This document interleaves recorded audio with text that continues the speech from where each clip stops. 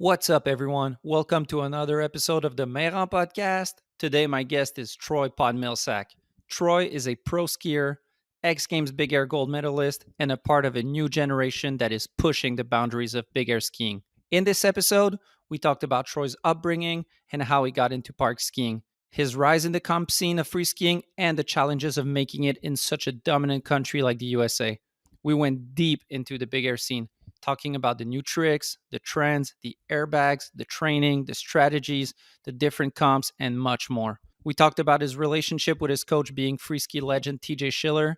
We talked about last year's X Games where the level was insane and where Troy placed fourth with a perfect Trip 21 mute and nearly landed a Trip 23 mute. This was a great talk with one of freeskiing's most dominant big air skier of the moment. Side note, this episode was recorded this fall before the start of the season. So this is why you won't hear us talk about Troy's recent 2 wins in the Steamboat and Secret Garden Big Air.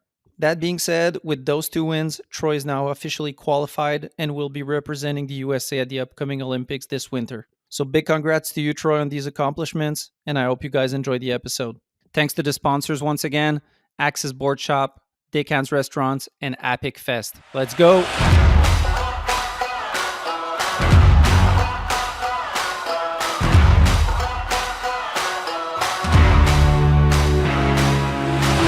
Mr. Troy Podmilsak, welcome to the podcast. Yeah, thanks for having me. Stoked to be on. Yeah, man, I'm stoked to have a young legend in the building. You're only 21, right? Yeah, I turned 21 Yeah, last. 21, but already a big list of accomplishment. Yeah, thank you. What's cooking these days? We're recording this for people listening because sometimes it takes a bit of time. We're mid-October, so right now you're hanging out in Saas-Fee, I guess.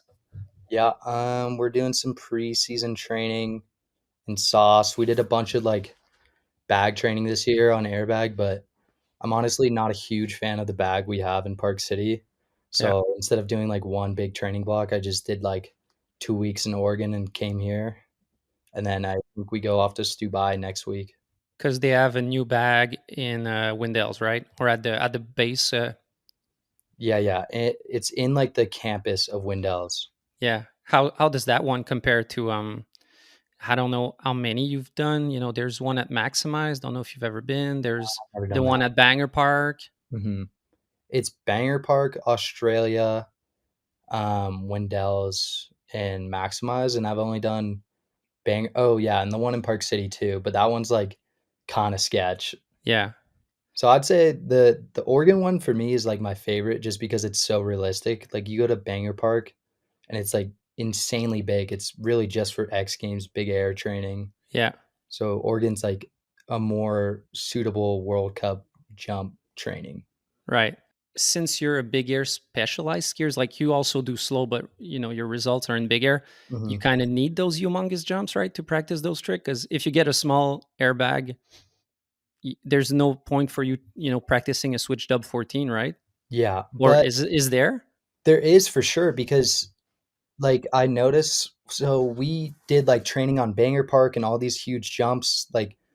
Last year going into the World Cup, I had my 2 big air tricks lined up, and we pulled up to the first few World Cup big airs, and they were too small to do any of the stuff I wanted to do. So now it's just trying to do those big tricks on 40-foot tables, because that's pretty much I mean, at this point, you can't even really call it big air skiing or a big air contest. It's just a medium air jump. But do you think you kind of need 2 different sets of tricks? Because in World Cup big airs, you need 2 tricks. That's what scores A trick, B trick. So a forward, left or right, and then switch left, switch right. Yeah. But since there are big jumps and there are smaller ones, do you prepare okay, those are my comp tricks for big jumps, those are my comp trick for small jumps? Yeah, so last year I came in and just had 2 sets of tricks, pretty much. Yeah. And the new Burko was supposed to be on smaller jumps, but that didn't really work out the way I wanted it to. Such a difficult trick, landing that consistently was pretty much impossible. I do 1 out of 10. I think I only did 1 the way I wanted to do it, so that kind of failed. And so this year I'm kind of going into a different training plan, where it's I have 6 tricks that I wanna do specifically for each big air event, and, like, Because you know the jumps, you know what can be done on them and all that. for sure, and then, like, the X Games training is completely different to World Cup training. So it's like, you just learn one big fuck off trick, you know? Yeah, yeah, yeah. Like, I wanna yeah, you opened the door, I wanna touch on that, the Burkle flip. So, I was rewatching it, you did it a bunch of time last year, you posted Mm, on social media about it when you first, not announced it, but when you first posted that GoPro follow clip, mm, everyone was like, "What the fuck is that?" yeah, And sometimes with those pretzel flips, it's almost like the trick looks different if you're looking at it from behind or from the side, yeah, and it's a it's a really dope trick if you're on a park shoot or a film shoot. But mhm, at first I was like, oh man, that's risky to be judged by that because just the panel being on a certain side doesn't see it the same way. um, how did that trick come about? Because you're a guy that already had, you know, tricks that could win a comp. You have switched up Misty 19, you have Trip 21, you have, you have a bunch of tricks that score. mhm. So did that just come by fucking around and you had fun, or was it like, okay, I need to have some funky tricks also? I guess that was my idea of coming up with a smaller big air trick that I Okay. could do, Okay. consistently, Yeah. but I actually did that trick, like, 10-ish years ago when I think I was 11, Okay. um, on trampoline, and I was just kinda messing around on tramp one day and did it again. Was like, "Whoa, maybe I could actually do that as a big air trick," and so, like, Yeah. yeah, I did some training for it and eventually took it to snow, and, yeah, I mean, that trick is just so complicated in so many ways just because it's so the line of, like, error in that from being perfect to bad is, like, it's just so thin that it's just Yeah. so risky, you know? Like you said, like, when you're doing a trick like that, you have to do it so perfectly because, I mean, that trick is very easy to be misjudged, so it Hmm. has to be perfect. Yeah. And I've noticed it judging where on the World Cups, you have the TV sets, you have the replays, so you're good. But on smaller comps, I've had, times where a kid does a dub 12 Japan, let's say, and Mhm, from the angle we're at, he seems bundled up. He seems like he's grabbing his boot, so we don't reward it. And then the mm, coach comes up afterwards and has another angle and says, "Oh, look, yeah, the Japan." But mhm, sometimes just a slight angle can make a world of difference. And for sure. um, yeah, you got rewarded though, right? You did it in China, and you had you had a great score. Yeah, I mean, and that was the only one that I thought in my head, not even the one I did in, finals, it was the one I did in qualifying, Okay, to me was the only good one I did. And it makes sense because I got scored I think on a few of them, I honestly got pretty lucky with the score because I was like, "Oh, that was bad," you know, but, um, I can tell if it's a good one just based off of, like, the front angle of the takeoff. what do you Um mean? That makes sense. So, if you're looking down from the top of the jump, Yeah, looking at the takeoff, like, it's even I don't even really know when I do it. It's like you have to look on video. It's just such a fine line of error, you know? but when you're setting it, you're really setting it as if you were doing a flat three Japan, right? Yeah, I the thing about the flat 3 Japan is you really can go either way with that one.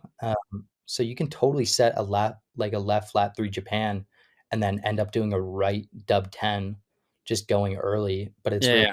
trying to stall that out and, like, fully committing to that is just terrifying. Yeah, because we see there's a post you made last year where TJ, your coach, TJ Schiller, Mhm. says exactly that. He tells you like, no, that was just a dub 10, Yeah, and I was like, and well, yeah. how do you turn that into a dub 10? But I guess if the first one is really flippy, Mhm.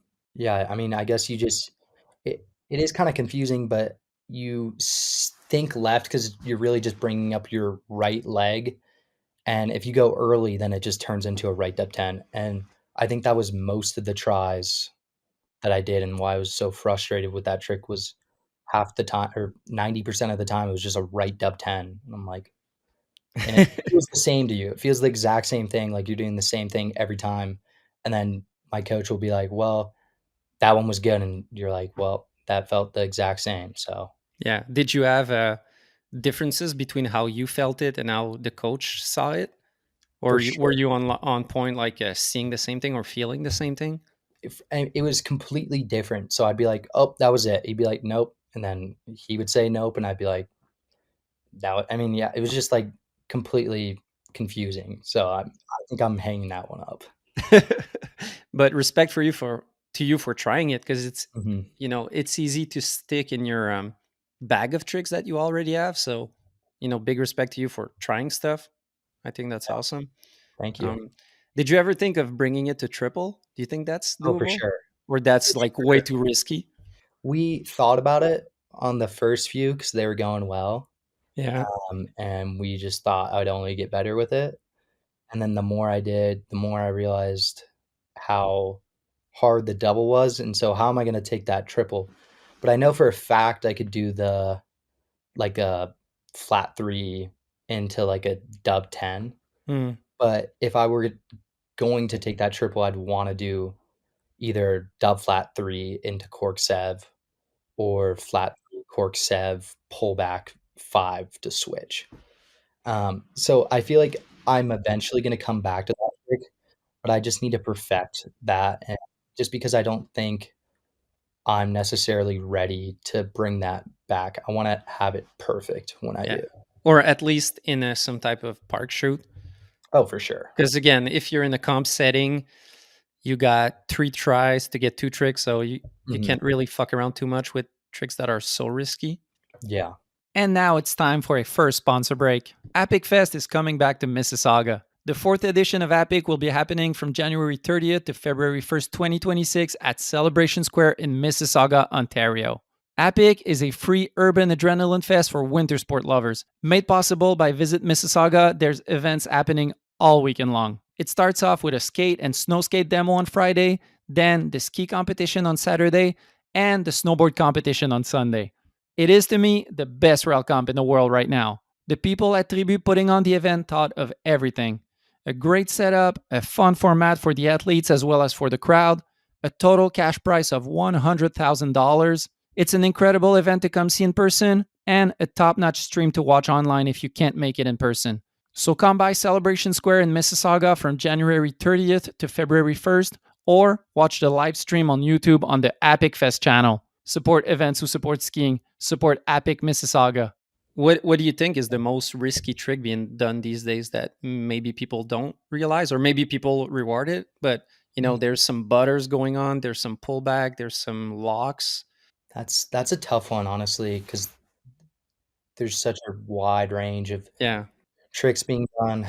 the latest one that made me think that was like, oh shit, you could die on that is A Hall's like Tokyo to left up Mhm. cork, where I'm like, if you kind of edge cut on that, you're gonna fucking You're done. explode. Yeah, I think some crazy pullbacks for sure you can get actually messed up on. I think Yeah, obviously anytime you're spinning over 19, like, there's if you mess up on that, you're gonna probably end up, with a concussion or something bad, you know? yeah, I do think the bios, like, switch bios are pretty difficult always just because of, the takeoff and whatnot. It's kinda hard to nail that. But, yeah, tail butters, I mean, they're all crazy at this point. yeah. Have you ever gotten lost on that Burkle flip? So that None seems like one you could get lost. lost on the. I mean, between the first and the second flip, trying to pretzel it, and feels like something you could easily get lost in because you're not really seeing the landing at any point. You're just always looking backwards, kind of. Oh, yeah, I get okay, so I know where I am in the air, Yeah, but the problem with that trick is guessing when you're gonna land. So that's why the rate of landing on that is, like, way less than any trick I've ever done is because you actually have to dial in the speed so perfectly to the point of where you're just guessing where you're landing on the actual landing. So you right. don't spot a thing, which is so terrifying and why it's so tough. Yeah, especially so if you're on a big air day and it's windy, there's no way you can do it because then the speed is like hit or miss. You could definitely try, but I mean, I've had some days for sure where I'm like, "Okay, like, I don't like teen for sure was one where I remember coming around and just being like I don't know how I'm landing it. I don't see anything. And then, so did you still do it, or you pulled out, tried No, no, I something? fully still tried it. Yeah. I got 4th there. I did like an okay one. I think the rotation was all right, and my landing was it was all right, but I think it got like an 87 still either way, which is a great score. I ended up getting 4th, but that was one where I was like pretty surprised with the score. It's great, but it's just below what you would want because you're the type of guy who's always aiming for a podium. So then, Mhm. if you have an 80, if you want, say, to your that your average is above 90, then it means that your other trick has to be like a 96, and Yeah, then that's like it gets mathematical, but that's what it is. At some point, there's a lot of yeah, strategy when you guys go on the World Cup jumps where it's not just one best trick; it's the two, and then you gotta see what other people are doing.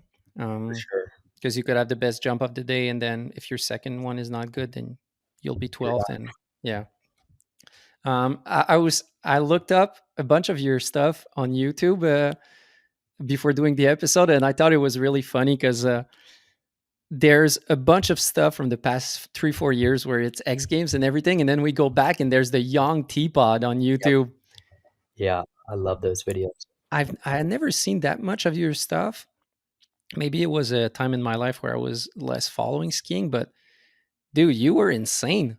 There's like season edits of you 9 years old and not necessarily throwing big tricks, but still being nine and hitting jumps and spinning and doing tricks. Mhm, I, tell me what's the backstory of Troy getting into park skiing? Because I feel like park skiing usually, whether you're just a normal skier hanging around or you're doing racing or moguls, mhm. it's really often something you get more into it when you're a teen, let's say 13, 14, 15. But for you to already being doing season edits at 9, what did you get into park skiing at like 7 or like what? 6, yeah, I joined my Damn. first free ski program at 6. My brother was a snowboarder, um, and I'd always wanna go to the hill with them, and I was supposed to be a snowboarder, but I wanted to be different, so I put on skis, and they took me to a skier cross event, but it was like USASA, Yeah. some sort of event, and so with those, you just kinda do everything, so you do rail jam, half pipe, slopestyle, skier cross, and yeah, just kinda picked up from there, joined Axis Free Ride with, some of the US team coaches that are coaching me today were my very first coaches there, so Ryan Weibel and Dave Euler have been my coach since I was, like, 7, That's and I think that was a huge reason why, um, I got so good so fast, just because I was with those guys. I've been with them for forever, basically. But what was your background? Like you just learned skiing with your parents and quickly went onto rails? Like there was no racing or no more Yep, of the classic programs, let's say? yeah, so I knew basically when I was 7 that I wanted to be a professional skier, and that was what I wanted to do, um, but I told my parents, I was like, "I wanna be a professional skier, I wanna be like Colby Stevenson and Alex Hall, all these guys," and, they were like, "Okay, but you need to know how to ski, you don't know how to ski, you can go and hit jumps and f flail off the jump all you want, but you don't know how to ski," so they put me into a racing program, which I hated. I think I cried every single day I went, and that's when I, like, really, really knew that I really wanted to be, a professional skier in slopestyle and big air specifically, um, but I guess even before all that, before I was really into skiing, I grew up skiing this crappy little dry slope in Virginia, like, Okay. it was, like, carpet material dry slope, and they have a little jump there, Yeah. Liberty University, and, how I really got into it was just going as fast as I could over this knuckle, and then my family had moved out to Utah at that point, when I was around 4, and I realized I could ski on actual snow, so that's when it really took off. What was the so you say you got into a free ski program around 7-ish? Yeah, 6, 7, yeah. Yeah. Do you remember what was your thinking about hitting rails and jumps and everything? Because I remember being that young, or not even that young, being 10, and you go into a park and everything is huge because you're small at Mhm. that age. Yeah, Everyone that is there seems like a grown up. Like it can be intimidating. for And sure. do you remember what it was like for you at that point? Yeah, I guess I didn't really think about it that way. I just saw all these older guys that I was skiing with on the Park City team doing all this cool stuff, so it wasn't that intimidating to me necessarily. It was just kinda like, "Oh, like, I wanna be that good to be able to hit that jump." I remember it wasn't even like, "Oh, I'm gonna spin that jump." It was like, "I just wanna hit that jump and Yeah. s just be in the air." Yeah. Just doing a big straight air at that age is like the best thing ever. Oh my gosh, yeah, I would run the spread eagles. Yeah, I saw there's a few spread eagle shots in your Oh, sponsor me videos and all that. But yeah, I feel you that if you're on a team and you're hanging out with the grown-ups, then it's actually motivating because they're like mentoring you in for a way. sure. Yeah. Yeah, I remember I would always ski or try to ski with the older kids. I don't know if it was because I was always the youngest or it was just how it worked out. I was always with the older guys. So I think that was another reason why I wanted to be on the big course and hit the bigger jumps and stuff like that. And now it's time for another sponsor break. Dickens is a family owned fast food restaurant chain in the Montreal region with 15 locations now. 70 years after opening their first location on Montreal's Boulevard Pineuf, Dickens is still focused on what matters most, the same menu with great food made out of quality ingredients. I've said it, I'm a Dickens super fan, and many people ask me what's my go to. It's their famous Wally burger, a double cheeseburger with slices of pepperoni on top. It's so good. Also, Dickens is now selling their famous sauce in their restaurants and in many Metro grocery stores throughout Quebec. Plus, they've put a bunch of great recipes to go along with it on their website at dickenssauce.com. Also, big news, they just opened a new location in Mirabel on the north shore of Montreal, so make sure to check that out. Support companies who support skiing, support Dickens restaurants. And something that I always think is crazy, and sometimes I kind of feel bad for kids of your generations, um, is that the more free skiing progresses, the more it's hard to catch up with the pros if you're a kid. Because Yep. say if that maybe you tell me that it's not that way, but it feels like, oh, if you're trying to catch up to someone in the mid 2000s, it's like, okay, I'll learn a 3, then a 7, then a 9, then a 10, and then oh, I'm good. Mhm. But now Yep. I feel like kids must watch X Games and be like, holy fucking shit, how far do I have to go Yeah. to maybe catch up?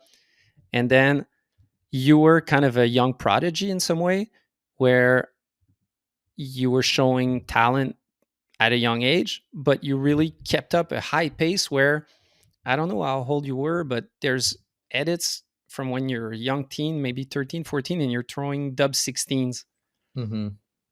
And I'm like, that's a really, really steep progression curve to go from a grom that, at 14, you expect someone to do a cork 7. And if you do a nice cork 7, it's like, fuck, good job, man. Yep. What was your perception of, if you say you want to be a pro skier, you have that goal, you see what they're doing? Do you remember being like noticing how how crazy the level of the guys were, or it was just like, hey, I'm gonna catch them up and whatever? Yeah, I remember watching X Games, I think, when I was, like, 11, 12, and I was like, "Oh, all I need is a switch dub 9, a dub 10, and a dub 12, and I get to win X Games." So, Yeah, at the time, I was like, "That's not I feel like I could do that in the next 2 years," and then, of course, I learned all of those, and then the level goes up, like, 1 more. It's like, "Oh, now you need a switch 12, dub 14, and other way dub 14." I'm like, "Okay, I think I could do that." So next year or 2 years go learn that, and then it just raises the bar even more and more, and so at the time, I thought those tricks were all very doable, and so I think for me, it wasn't that hard to imagine, yeah. uh, myself doing all that, but So right, you were kind of at the brink where you still got in at a point where it was yeah, not too bad. I hit it pretty nice, actually. I think it was watching, like, Oystein win X Games slope was when I was like, "Okay, this is pretty heavy." You just did a trip 14 on the last jump with like some crazy rails. That's Yeah. when I was like, okay, this is gonna be tough. Yeah, I remember when he had like switched dub 14 blunt one side, switched dub 14 blunt the other side, and Mhm. it's like, okay, Crazy. yeah, yeah. So we said you joined the freeski club at 7, big progression. Mhm, Really impressed me in that video from 2018 where you have like a perfect dub 16 mute, and it's like, and also kind of tech rail tricks where you're a big air skier, but we can see from a young age that you can actually ski rail. mhm, Um, what was the because right now you're 21 and you've already won X Games gold, world champs, junior world champs. mhm, What was the and your first World Cup was in 2019, I think. So it's been a really steep curve. Like the other person I had on the podcast you remind me of is Megan Oldham, who she had a really quick thing where I was looking at her FIS profile and it was like, oh, 1 year you're not competing and then the next year you're winning the Crystal Globe. It's yeah. like, and she was like, I guess it just happened that way.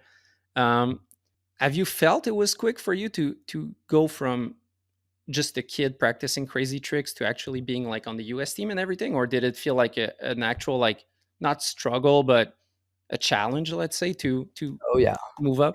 It took in my mind, it took, like, 20 years, man.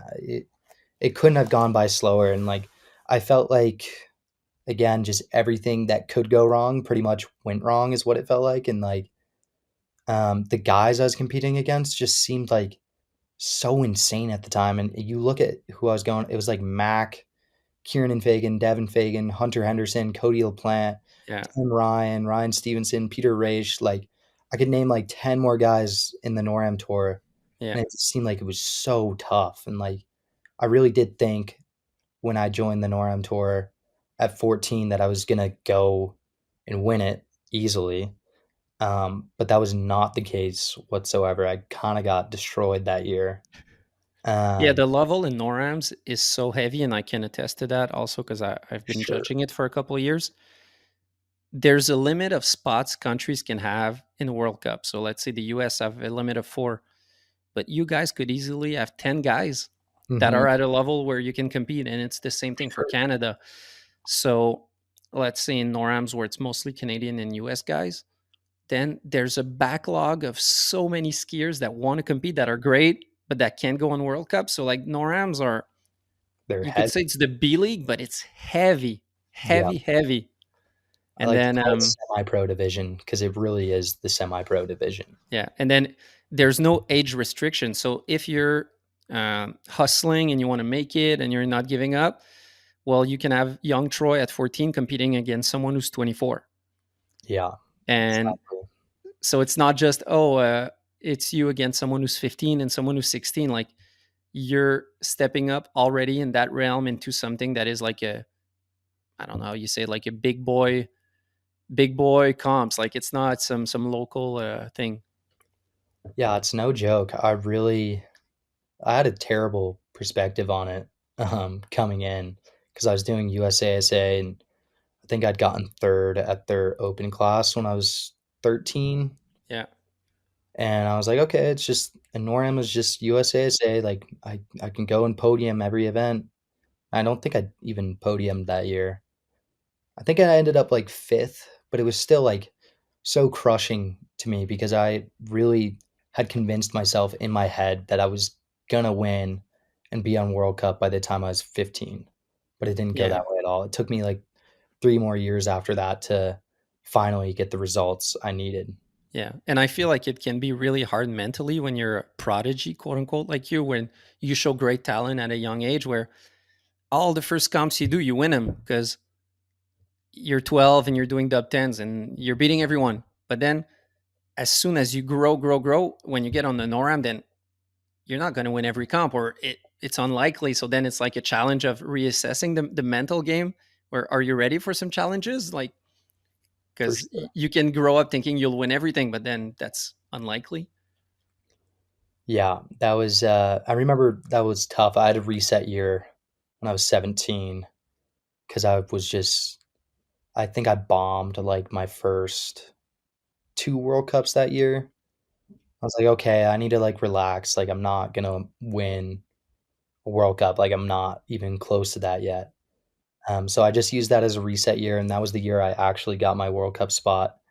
And then when I turned 18, that kind of seemed like where everything took off because I just won Junior Worlds and I went to World Champs the next year and somehow ended up winning that. So that's kind of where it took off for me was when I turned like late 17 into early 18.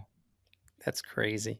Because you won world champs. Yeah, you won world champs, but you, as you said, you also won junior world champs, Mhm. both slope and big air, which is a big testament to. I don't know how would you say the level compares in a comp like junior worlds versus like a NORAM or something like that, because there's probably a limit to the number of spots per country, just like for Olympics or something like that. Yeah. To me, uh, NORAM Cup is way harder than a Junior Worlds just because you don't have the 10 or the 20 Canadian and American spots in there. I feel like the NORAM tour was so, so tough. So going to the Junior Worlds that year, it was like, oh, I don't need to do a trip 18 to qualify. I can just do a trip 14 and qualify first, Yeah, because I'm not competing against those older veteran NORAM competitors. yeah, but still, it must have been a pretty good stamp on the back to say you're on the right path. For sure. Yeah. I think going back through all of like my accomplishments, the one that I'm still like brings me the most joy was winning my first Junior Worlds Big Air. Was like the one where I was like, okay, like this is all gonna work out? Yeah. Okay, so you had a couple of hard years trying to reassess, and then that's like, okay, Yeah. I've gone through the hard times. Now it's on to better things. Yeah. It was it was really tough actually because of course I'm sitting there as like a cocky 14-year-old, 15-year-old, 16-year-old, 17-year-old telling my parents how, oh, I'm gonna win the Olympics and I'm gonna do this and that. And of course I'm getting fucking throttled by all these older guys that are way better than me because I was just delusional that I was gonna beat them. Yeah, And so they're sitting there being like, well, what's going on? Like this, he's not getting the results he's supposed to be getting because the results I told them I was supposed to be getting was first, and that was just not accurate yeah. at all That at the that's time. such a hard thing with skiing, and I don't know what other sports are similar, but like, let's say you play a traditional sport like football or hockey, Mhm. you're always in a certain age group in high school and then in college, and but with free skiing, again, not to repeat ourselves, you get thrown in NORAMs and it's like, hey, compete against someone who's 10 years older than you. It's like, oh, fuck. Yeah, it's like, good luck. You have to beat semi-pros now, like, go to USASA to semi-pro division. It is a big gap. People Yeah. don't realize that. And now it's time for another sponsor break. Access Board Shop has been dedicated to free skiing since its inception in 2002. At a time when some people and brands were still looking down on free skiing, Access believed in it fully. After 20 years of supporting athletes, movies, competitions, events, and so much more, Access is still going strong. Above all, Access is a ski shop where you'll find everything you need for skiing, snowboarding, or skateboarding. Check them out in store in Saint Sauveur or online at accessboutique.com. Support companies who support skiing, support Access Board Shop. I kind of felt that seeing a Walker Woodring at a NORAM the other year where he was, again, the same example, 10 years younger than maybe the oldest competitor in the comp. And again, it's a hard thing, as we're just saying, but it's also really nice to see how it's just um, whoever's the best wins and there's no age restriction and all that, where he was skiing so fucking good. And it was sick to see, like, he ended up on the podium, maybe second or third, but Mhm. knowing that he's just like, I don't know how old he was at that time, 12, 13, 14, whatever, but like being such a prodigy and getting those results is so sick to Yeah. see. No, that is nuts. I was honestly like, I love Walker and I know he's insane, but I was like, there's no way he like is gonna win this. But of course, knowing him, he pretty much won the NORAM at like 13, which is ridiculous and just shows how good he is. Yeah. And I was really hyped to see him because you see the Instagram clips and he's insane. And I had never seen him in real life. But then you also know that getting clips is not the same as being clutch on a run. Mhm. Maybe the clips he got took 20 tries. I don't know. It doesn't necessarily translate to a run. But then seeing him being clutch and do like back three swap, back four into switch right two, press four into two on six out, I was like, Yeah, was okay, that his fuck. Aspen Open run? I was Yeah. actually just watching that. That is insane. Yeah. It was, I remember, again, that's a small opinion side. So disclaimer, that's a personal opinion, but I feel like sometimes the run are too similar on the rails, let's say. Mhm. People have a hard time being differentiating themselves from one another. Like you want to play it safe, you want to do the run you can do, but sometimes you forget to stand out a bit. For And then sure. he just does his run and is so much cleaner and techer. And we're like, okay, Yeah. Walker is here. I have a hard time believing that he's only 15 because it's like what happened to the stage where like kids are like don't have style till they're like 16, 15? Like he just immediately got it. How does that even work? I don't It's know. Did crazy. you ever ask him? No, but I'm like I refuse to believe he's 15. He's probably like 25. Yeah, He's that's such a like gift because 25. you're right. That's for a lot of people, as you're saying, you get your skills first, and then after that, you learn to do them with style. It's a Exactly. yeah, but you've gone through that phase and you've passed it well. Like now you're a stylish skier. Like I love watching you ski, but Thank also you. when you look back at you at 12 just hucking a trip 14, you're like, okay, we can see the whole. But again, it's Yeah. normal. You were 12. Like what the fuck? I feel like there's so many things that I'd go back and change if I could with when it comes to learning tricks. I was just so hungry to go out and learn all these big stuff and it's like, "Oh, well, did you ever figure out how to do a 9 blunt?" Nope. Yeah, So for the past like 3 years I've been playing catch up trying to get all my other tricks smaller trick styled, which has been pretty fun cuz believe it or not doing a 9 blunt is a lot more fun than doing a triple 21. but you make a good point. That's something I've really noticed, and it seems like kids these days get on a quick program that if they do comps, they're doing training, and the coaches Mm. are getting them to okay, if you're at that age stage and you want a podium, you need to do a dub 10. So Yep. then the goal is to get them to do a cork 7, and straight up from the cork 7 is to do a dub 10, and then you see it on a lower level comp where sure they do a dub 10 safety, but you Yeah. can also see that there's not much else in the bag of tricks. Like Yep. when they practice, it's cork 7 super flippy, super aerials, and then it's dub 10, and you're like, So oh, lost. where's all the other stuff? It's But so funny hearing it is what it is. yeah. It's exactly how you know, what I've been hearing for the past 3 years from all my coaches is like, "Well, you need to go back and it'll come back to bite you for sure if you just skip all those steps because 'cause you're gonna need them eventually." Yeah, I feel like you really need it more than ever these days in slope style, just For sure. because you'll have four jumps in a run, and now people are getting better and better. So you need different accesses, different grabs on every jump, and at some point you need that variety, or For you sure. won't go anywhere. Yeah, exactly. What was the maybe that's a broad question, but I'm curious. What was the hardest learning thing you had to do to get to your level? Like, was it the unnat spins? Was it some axis? Was it I Mm. wouldn't guess grabs, but is it like some bio axis, or is it learning unnat dubs, or No, it was rails for sure. yeah? Still something that I'm working on to this day because jumping always came very natural, like left, right, switch left. I got pretty lucky with jumps because I learned them forward, right, and switch left. So I can spin switch left just as good as my switch right. Okay, that was something I was talking with some other people recently. We saw you posting your switch right dub 16, Mhm. and I was like, that seems on that, but he spins right going forward. Like, what's going on there? Yeah, so it's kind of funny going and learning switch right tricks because it technically would be my unnatural, but once I'm in the air, I really do like switch right. It's more so just skiing. I have a much easier time skiing switch left, and that's what I probably spent the most time on was switch left. So learned all my switch left bios first, and then learned how to ski switch right.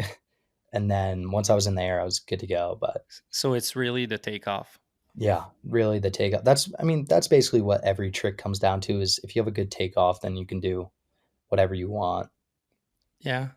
Well, sometimes it seems as if for unnats, and again, I can't speak to that because I've never done them, so it's really perspective. But it seems as sometimes the second dip in some unnats seem to throw people off. Like say they're doing unnat dub 14s or unnat dub 16. Mhm, It seems like going in the second one, there's like some hiffy bit where the comfort zone is really dropping to a point.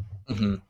I get that a little bit if I haven't done forward left in a while. I'll get like kind of a little. I'll be like, can I dub 10 easily? And then after a few of them, I'm like, okay, yeah, can do dub 14, dub 16. It's just the same thing, but the other way. Yeah, that's so crazy. So you mentioned that it was hard for rails and that it's So, still a hard thing. Um, and it's crazy because again, you're someone who specializes, let's say in big air, because you have your results there, but you're also not a bad slope style skier by any means. Like just to have was it in the world? Yeah, world championships, you got seventh. mhm, So it's not a podium, but in the level these days that people are at, getting seventh in a slopestyle comp is yeah, fucking great. yeah. That was another one I was super proud of. Even though the result wasn't what I wanted, it was still the best slope run that I've had. And at the top level, it's really just it's so close when it comes to everything. So it's just minor things that you need to work on. Yeah, So it's like, oh, I know I'm there in slope style. I just need to put in the extra effort on rails. yeah. Because I just watched it before. You start with a flat down rail, you do back three swap, Pretz two out, then switch left to Pretz six, Mhm, switch right dub, Misty 14 mute, switch left dub 12 safety, switch left dub bio 12 safety. mhm.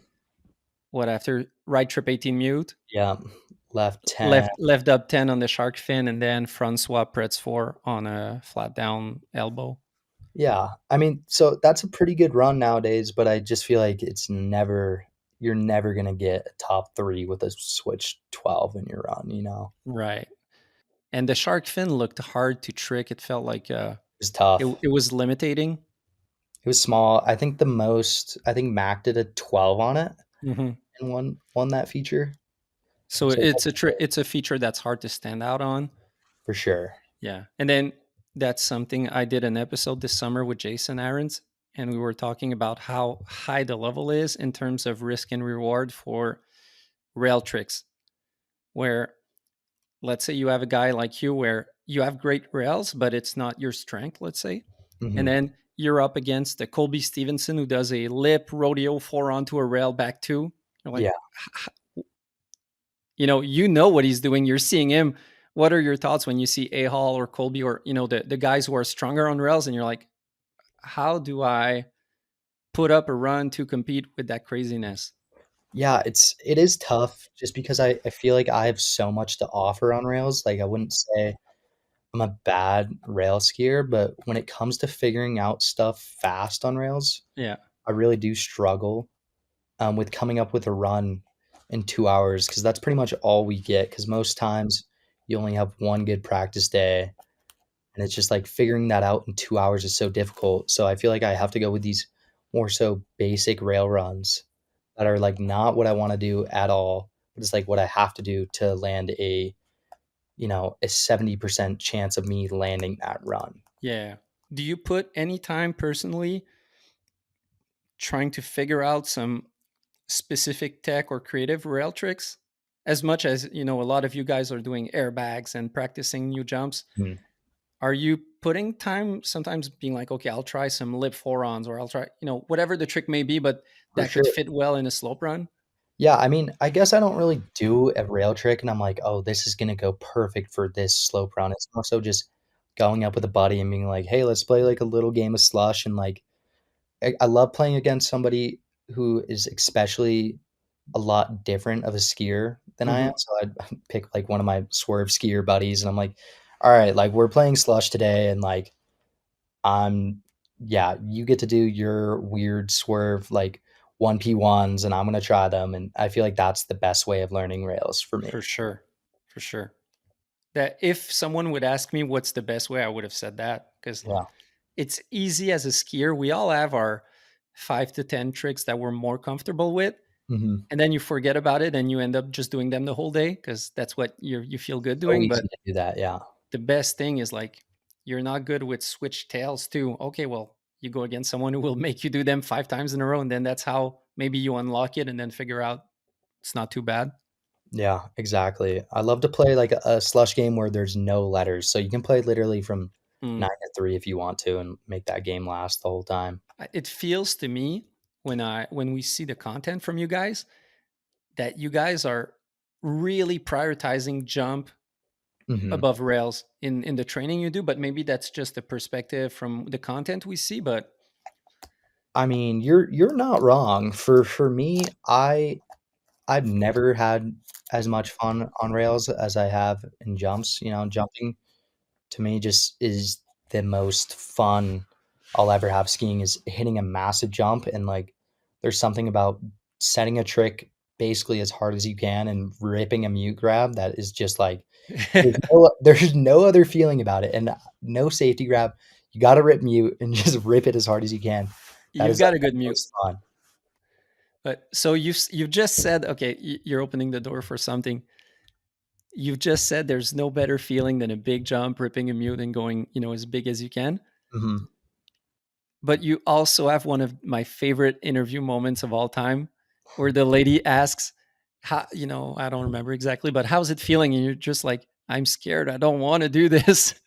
Yeah, And so where does those two meet? Where's the line between it's so fun to rip a mute and I don't want to do that, I'm scared? yeah. And again, no diss on the actual quote. I think that was awesome, having the honesty and the honesty of not trying to brag, or just being honest with what's going Mhm. on in the moment.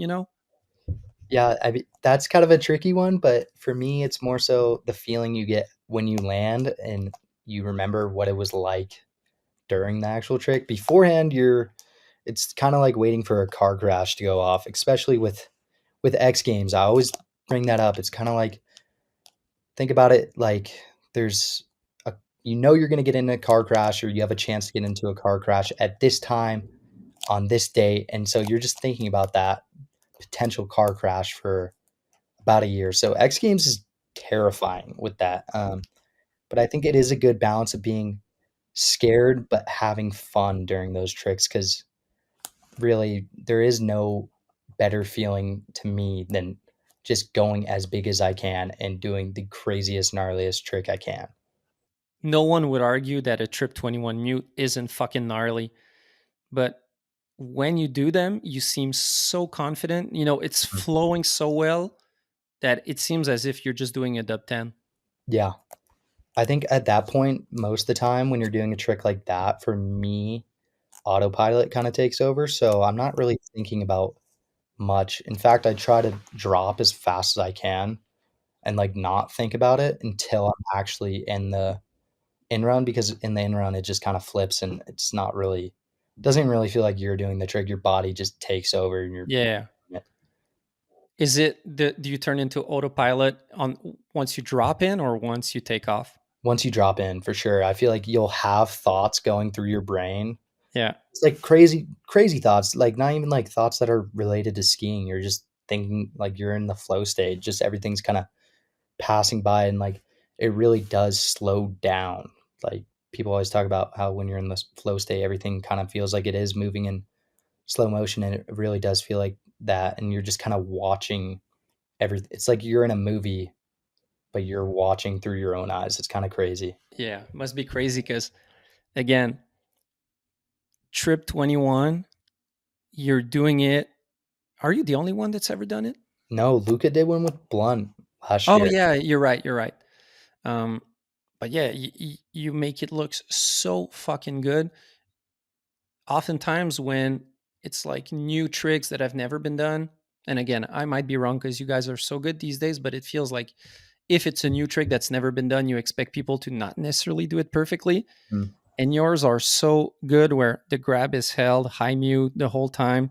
You're not doing a flippy, like a aerial style spin. It's really corked out to the point where, again, I'm talking again about that story, but I think it's really cool because it relates to the progression of skiing and also judging. But when you landed your first one in Georgia for World Champs, where you won in 2023, you almost got scored for a trip 18.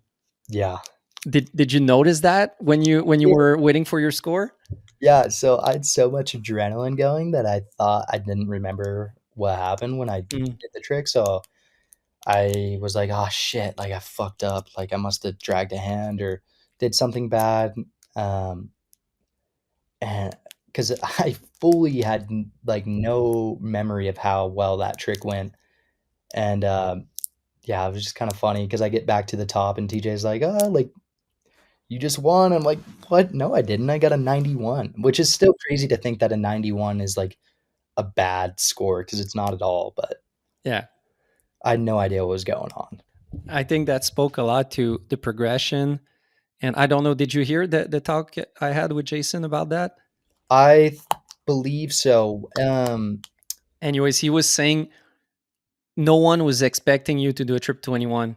It was like, okay, uh, it was, it's going to be around the trip 18. That's what he does. And Mhm. also the way you do it is so smooth that everyone was like, what was that? Was that a trip 18? Was that a trip 21? Like half the panel was Yeah, indecisive. And I think it speaks to judging and how you got to be ready to, you got to be fully ready because you guys can show up something out of your sleeve at any time, but also it speaks to how good the way you do your trick is. Because if you're if you're not sure if the last one was a cork 3 or a cork 7, it means yeah, it was smooth. yeah, for sure. Yeah, that was that was just such a hilarious moment because that I think that was the biggest Hail Mary run of my life, Yeah, and did not wanna do that at all, but was kinda pushed into it with, my coach, TJ. He was just like, "Oh, it's just another 3." I'm like, yeah. "Oh, but is it though?" And Was that the first one you ever tried on snow or the no? first one I ever tried on snow and the first one I ever like, I tried a few on bag and, like, just landed on my head and, like, had the worst practice tries ever, and so I remember I kept the problem with that is I kept pulling off my ski. I think my Yeah, jeans were already at, like, 16, so we cranked them up to 18, and, you don't want to fall in a weird way with that. no. My whole thing, though, is I'd rather tear my ACL on a triple 21 than have my ski fly off because I feel like I'd much rather tear my ACL than have a head injury, and I feel like the only way I'm landing on my head is if my ski comes off. Hmm, fair point. Yeah. That's just, like, the risk we have to take nowadays as, like, X Games athletes and stuff like that. It's just, like it's like, "Okay, like, tear your ACL or hit your head," and I'm taking tear my ACL every day. Yeah, yeah. Head injuries are something you Yeah. don't want to have to deal with. There's some people in skiing that are stuck with that, and in any sports, anyways. But yeah, do you think that's some type of a, how would you say, double-edged sword? The fact that you have airbags nowadays, where you can progress way more safely Mhm. with the bags, but that the fact that it makes you progress further makes it more dangerous while you're on the snow. For sure. And, I think that's probably the main reason why it sucks, but I think also it's easy to forget steps on the airbag, and so that's gonna you may be learning all these crazy new tricks, but when you skip steps, you can really notice it in people skiing, Oh yeah, and, been talking about that a lot, about skipping steps just because I notice it a lot in my skiing, and it's like, well, I can do a triple 21, but, like, can I do the illest cork 5? Probably not, and that's something I've been working on for the past 3 years is trying to get that up because I do think that is really important to have because cork 5, cork 7, cork 9, it all translates into bigger tricks. So you need a nice cork 5, you need a nice cork 7, and, all those smaller tricks really do help. if you want to have that style or that little sauce on your big Yeah, tricks, you got to start by having that sauce in the Yeah, smaller tricks. At least I guess for it's hard. sure. It makes sense more than the other way around. Like, oh, I'll make my trip 21 stylish before making my cork Yeah, 5. no, that's not how it works because you're probably gonna be shitting yourself during a trip 21. Yeah. So yeah, trip 21 in Georgia, that was insane. Yeah, you mentioned quickly your discussion with TJ. So how long have you been working with TJ? This is our 8th year, which Eighth is season. crazy. So you do realize, you probably know it because you've known him for a long time. Mhm.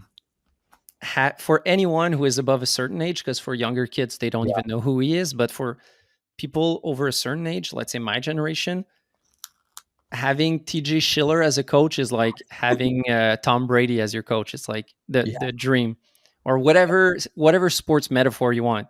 At a point in time, TJ was the illest shit in skiing. And again, there's plenty of other dope skiers, but he was in that top category where. But you're also young enough to, maybe you're not that young, but I think you would be like too young to have yeah. seen him as a pro. I missed Um, his prime for sure. yeah. Uh, yeah, tell me what's your relationship, or maybe how did that come about? And because I think it's really cool seeing you guys. I'm gonna throw a bunch of shit your way and I'll let you go, but it's really dope to see a relationship that you put on social media where you can see that it's actually some he cares about you, and it's Sure. really a human interaction, and it's just not just like a classic coach like just telling you what to do. Yeah. And also the fact that you're being brought up by someone who understands free skiing and its essence and what's important in it, and not just someone teaching you how to be a gymnast, you know? Mhm. Yeah, working with, TJ has been such a blessing just because of his status and free skiing and all that, and it's really somebody that I trust because I know he knows how how it's done, basically. When you're working with somebody who doesn't necessarily know the sport as well as he does, it can get kinda hard to trust them, if that makes sense. So, Hmm. if somebody who has never done a dub 16 is trying to teach me how to dub 16, I'm kinda, like, less so, willing to trust them if they don't Yeah. have a skiing Yeah. background. 'Cause there are a lot of coaches that are, they've never done any of these crazy stuff or ever competed, and it's like 99% of people have never done them. It's hard to find someone who, it's a rare niche that, you know, and as you were saying for the Hail Mary that you did, Mhm. TJ is one of those guys where the dub 16 mute where he won X Games, it Yeah, was kind of a Hail Mary if I'm not mistaken, you know? for sure, yeah. I So mean, he's been in your shoes. yeah, he's the original super spinner. He always tells me about the time when he did the first 16 and he got people telling him he's ruining the sport and whatnot. So I think that's kind of funny to see me doing a 21 and people are being like, "Oh, you're ruining the sport with spinning." It's kind of the same thing, which is funny. Yeah, I don't I personally I was following it at that time, and I don't remember that, and I'm sure, you always hear that. That's always been the thing, but my how I remembered that event was that it was one of the most progressive ever. That was the first time there was switched up Misty being done, Mhm. which was fuck insane at the It's a time. crazy event, yeah. Jossie Wells doing switch dub 14 mute tweaked out, which was maybe been done a couple times, but that good never. And Mm, then TJ doing dub 16, it was like one of those moments that happen once every 5 years where the sport just levels up big yeah, time.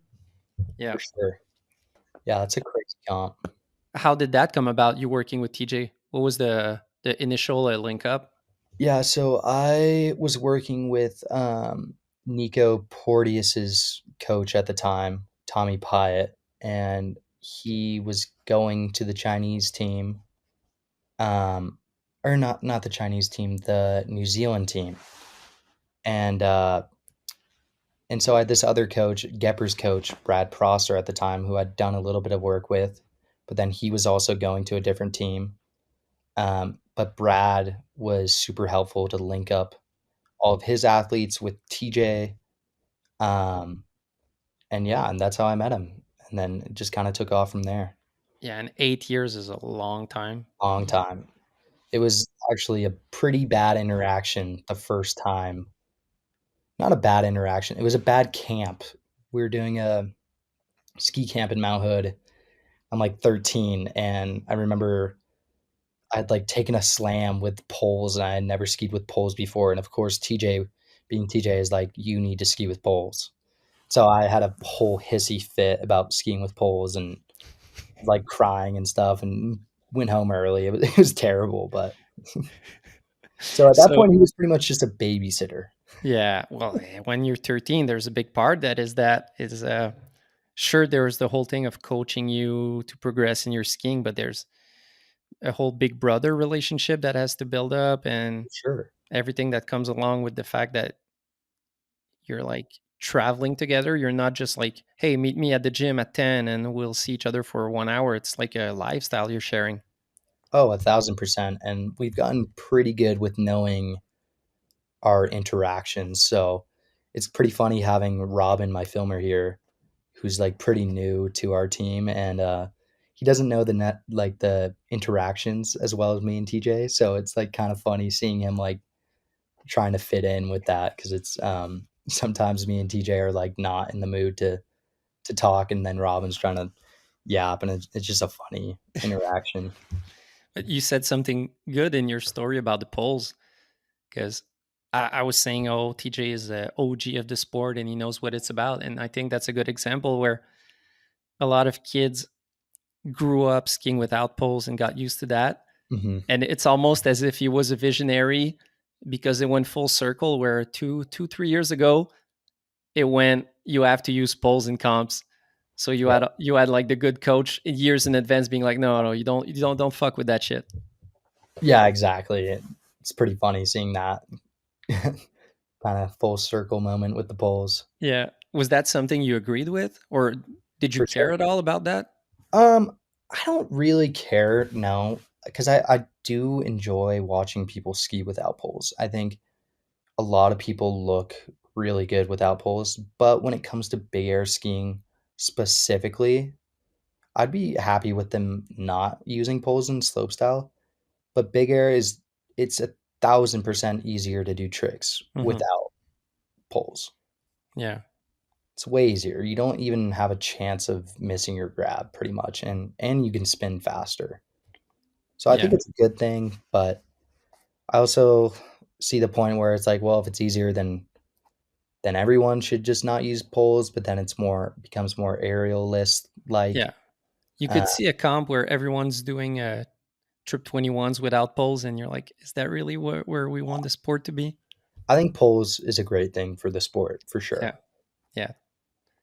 Because there's some people that would be a bad mouthing, let's say, that would say the only difference right now between aerials and big air is the poles. Because, Yeah.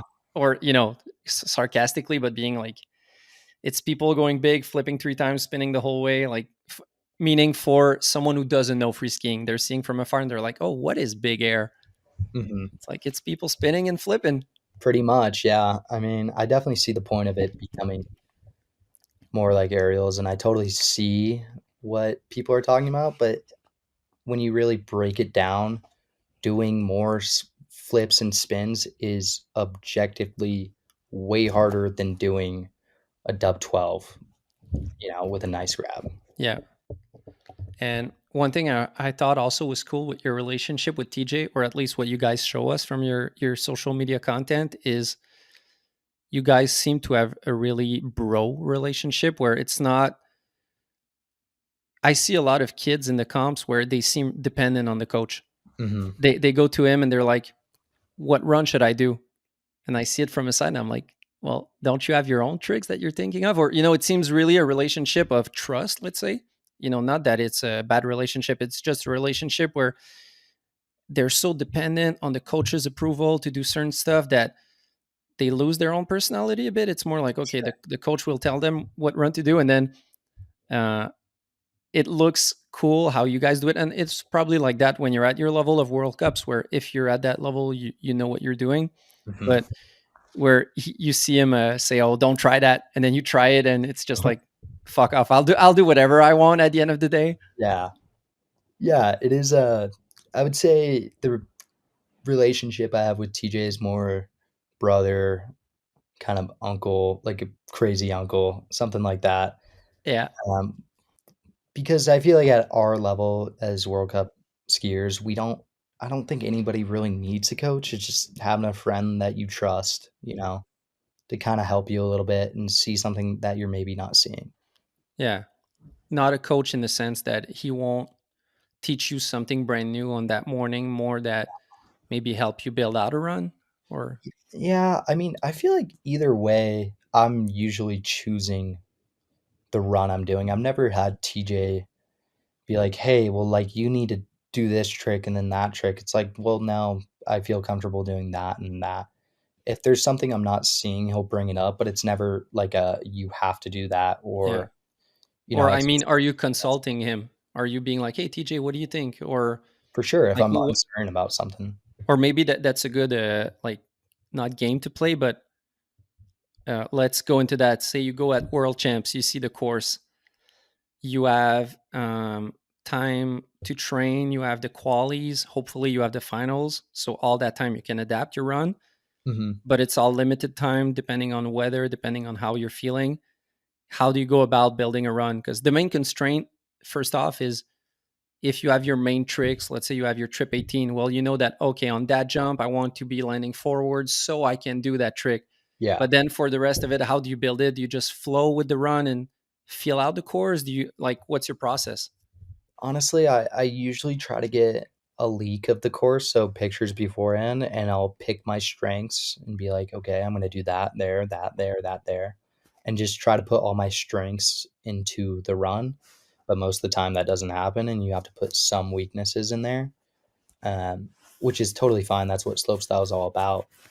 But yeah, it's just kinda, and then once you're at the course, you ride every feature and you feel which one is more suitable for the trick that you wanna be doing on that specific feature, and then you just try to line it up to where you're doing, yeah, so let's just say I wanna do the trip 18 on the last jump. It's like, well, then I'm gonna go left 12, switch 12, or switch 14, switch 16, trip 18, you know?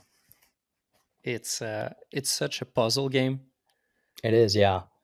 because now you're at a level where, meaning in World Cups, but also meaning in 2025 and 2026 this year with the level, being like, okay, there needs to be left, there needs to be right, there needs to be a different grab on each jump, there needs to be a Mhm. different axis as much as possible, there needs to be, a spinny trick on rails, but also a pretzel-y trick. There needs so Swap, transfer rail.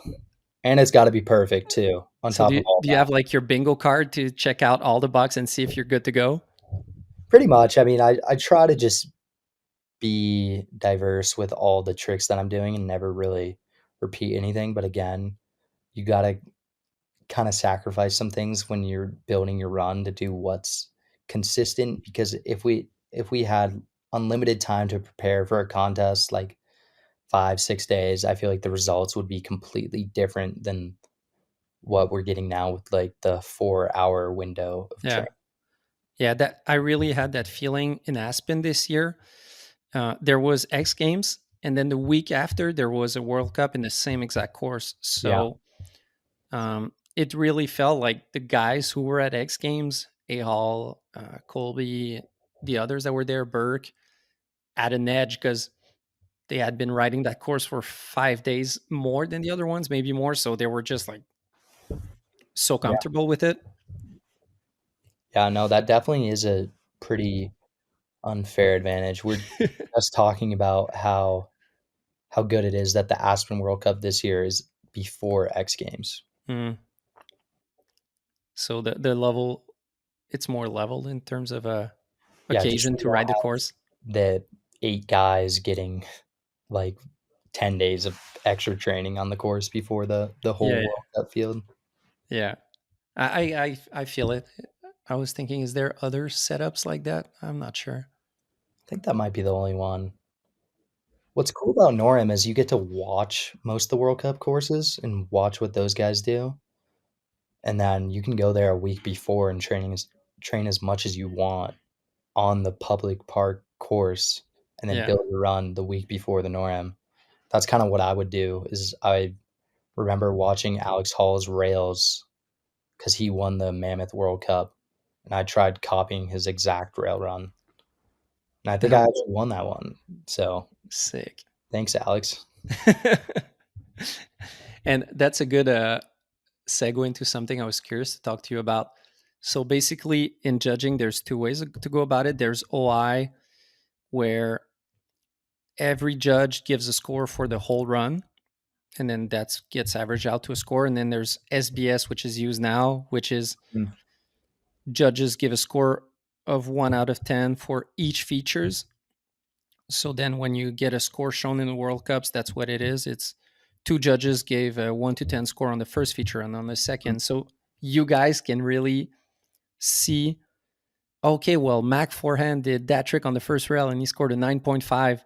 Mhm. So there's a lot of strategy that it can go on in not copying someone, but seeing, okay, what plays well, what doesn't play well. Because in OI, you don't know how well a feature scored versus another, because it's just one score for the whole run. So there's not really any numbers to pick out. Uh, Mhm.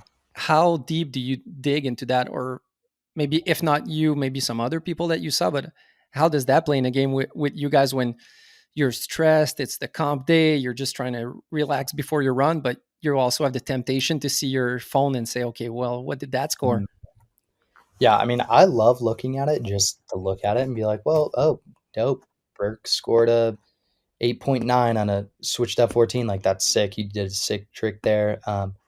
But also, I feel like I'm never switching around my run to copy what's gonna score good because most of the time I'm already doing the best that I can, and Yeah. Okay. um, so it's not really like that. But sometimes I'll look back and be like, "Well, this doesn't really seem right here. Like I did this trick, and then this person did that trick, and somehow I scored lower." And like sometimes that's nice to see to bring up to Hmm. judges if you think something's wrong. And I think that's a good part of SBS is seeing you can really narrow it down to where you're fucking up. And understand in detail where you got scored under someone or over. Like with that example, if you do the same trick as someone and you got scored lower, where you can actually have a precise question being like, hey, Yeah. third feature, why was I? Yeah. I think that's super nice that you're able to do that. The one that gets me is overall. Sometimes I don't really necessarily understand that one as well. Um, but they did a whole judging clinic on it last year in Dubai, so I'm starting to get it a little more now. But before that was kind of a mystery to me. What bugs you about it?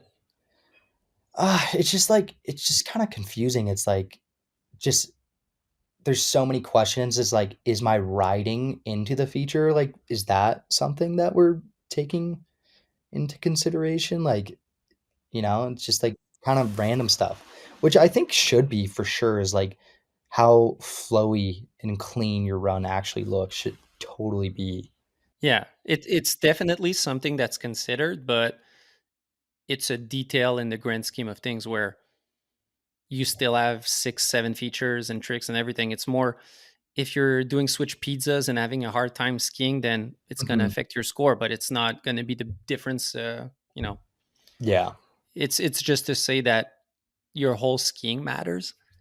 But yeah, it's two different things. It's two different completely ways of judging, because when judging SBS as a judge, you don't even know who ended up first or not, because you're just Yeah. focused on your section. You don't even watch the whole run. So it feels contrary to what slopestyle skiing is, where you want to see the whole run and judge the Yeah. whole run. But it makes sense for all the reasons we said, where you guys can actually see what you're judged on and all that. And but it's something that's hard, because if you're climbing up the ladder as a judge, all you judge is OI, and Mhm. then you get on World Cups, and it's like, hey, you're completely judging Yeah. format. You're changing format. Sorry, it's like, okay, well, fuck. Not only do I not want to fuck this up, but also, okay, thanks. First time doing something new, so it's Yeah, it's gotta be confusing to learn yeah, one way and then completely switch it up. yeah. What do you like doing better, OI or I, SBS? I free skiing wise, I hated the idea of SBS, because in my mind, slope style is a full thing. So why are we there as judges if we're not judging what the run is? The whole concept of slope style is top to bottom, but then we're not judging Yeah. top to bottom. But having done it, I thought it was cool. I thought it worked fine. Yeah. I thought it made it. easier for us not to fuck up because we're really focused in on one feature. Whereas when we get in slopestyle runs at a NORAM level and higher, there is so much detail going on that Yeah. it's easy to fuck up because there are 30,000 variables from your grabs, axis, feature choice, feature approach, and you can go on. And then in OI, we have to discuss as a panel all those variables and compare contrast. It's, it's not, we're not giving a score. We're just saying, is it better? Is Troy better than Mac? Or is he, we're trying to place who is where. Yeah, And it's a really hard task to compare and contrast all those variables inside of 25 seconds. It's a mental game. for sure. So whereas where you go in SBS and say you're judging two features, you're giving it a score of 0 to 10, and let's say I judge the first rail, then I have until I watch the first two rails, and I have until the end of your run to give out a score. So I kind of have more time depending on where you're at. Hmm. So anyways, long story short, it's easier than I would have thought. It's weird because the comp ends and I don't even know who podium. Yeah, I don't even know what the runs are, but I but think that's I pretty cool, think though.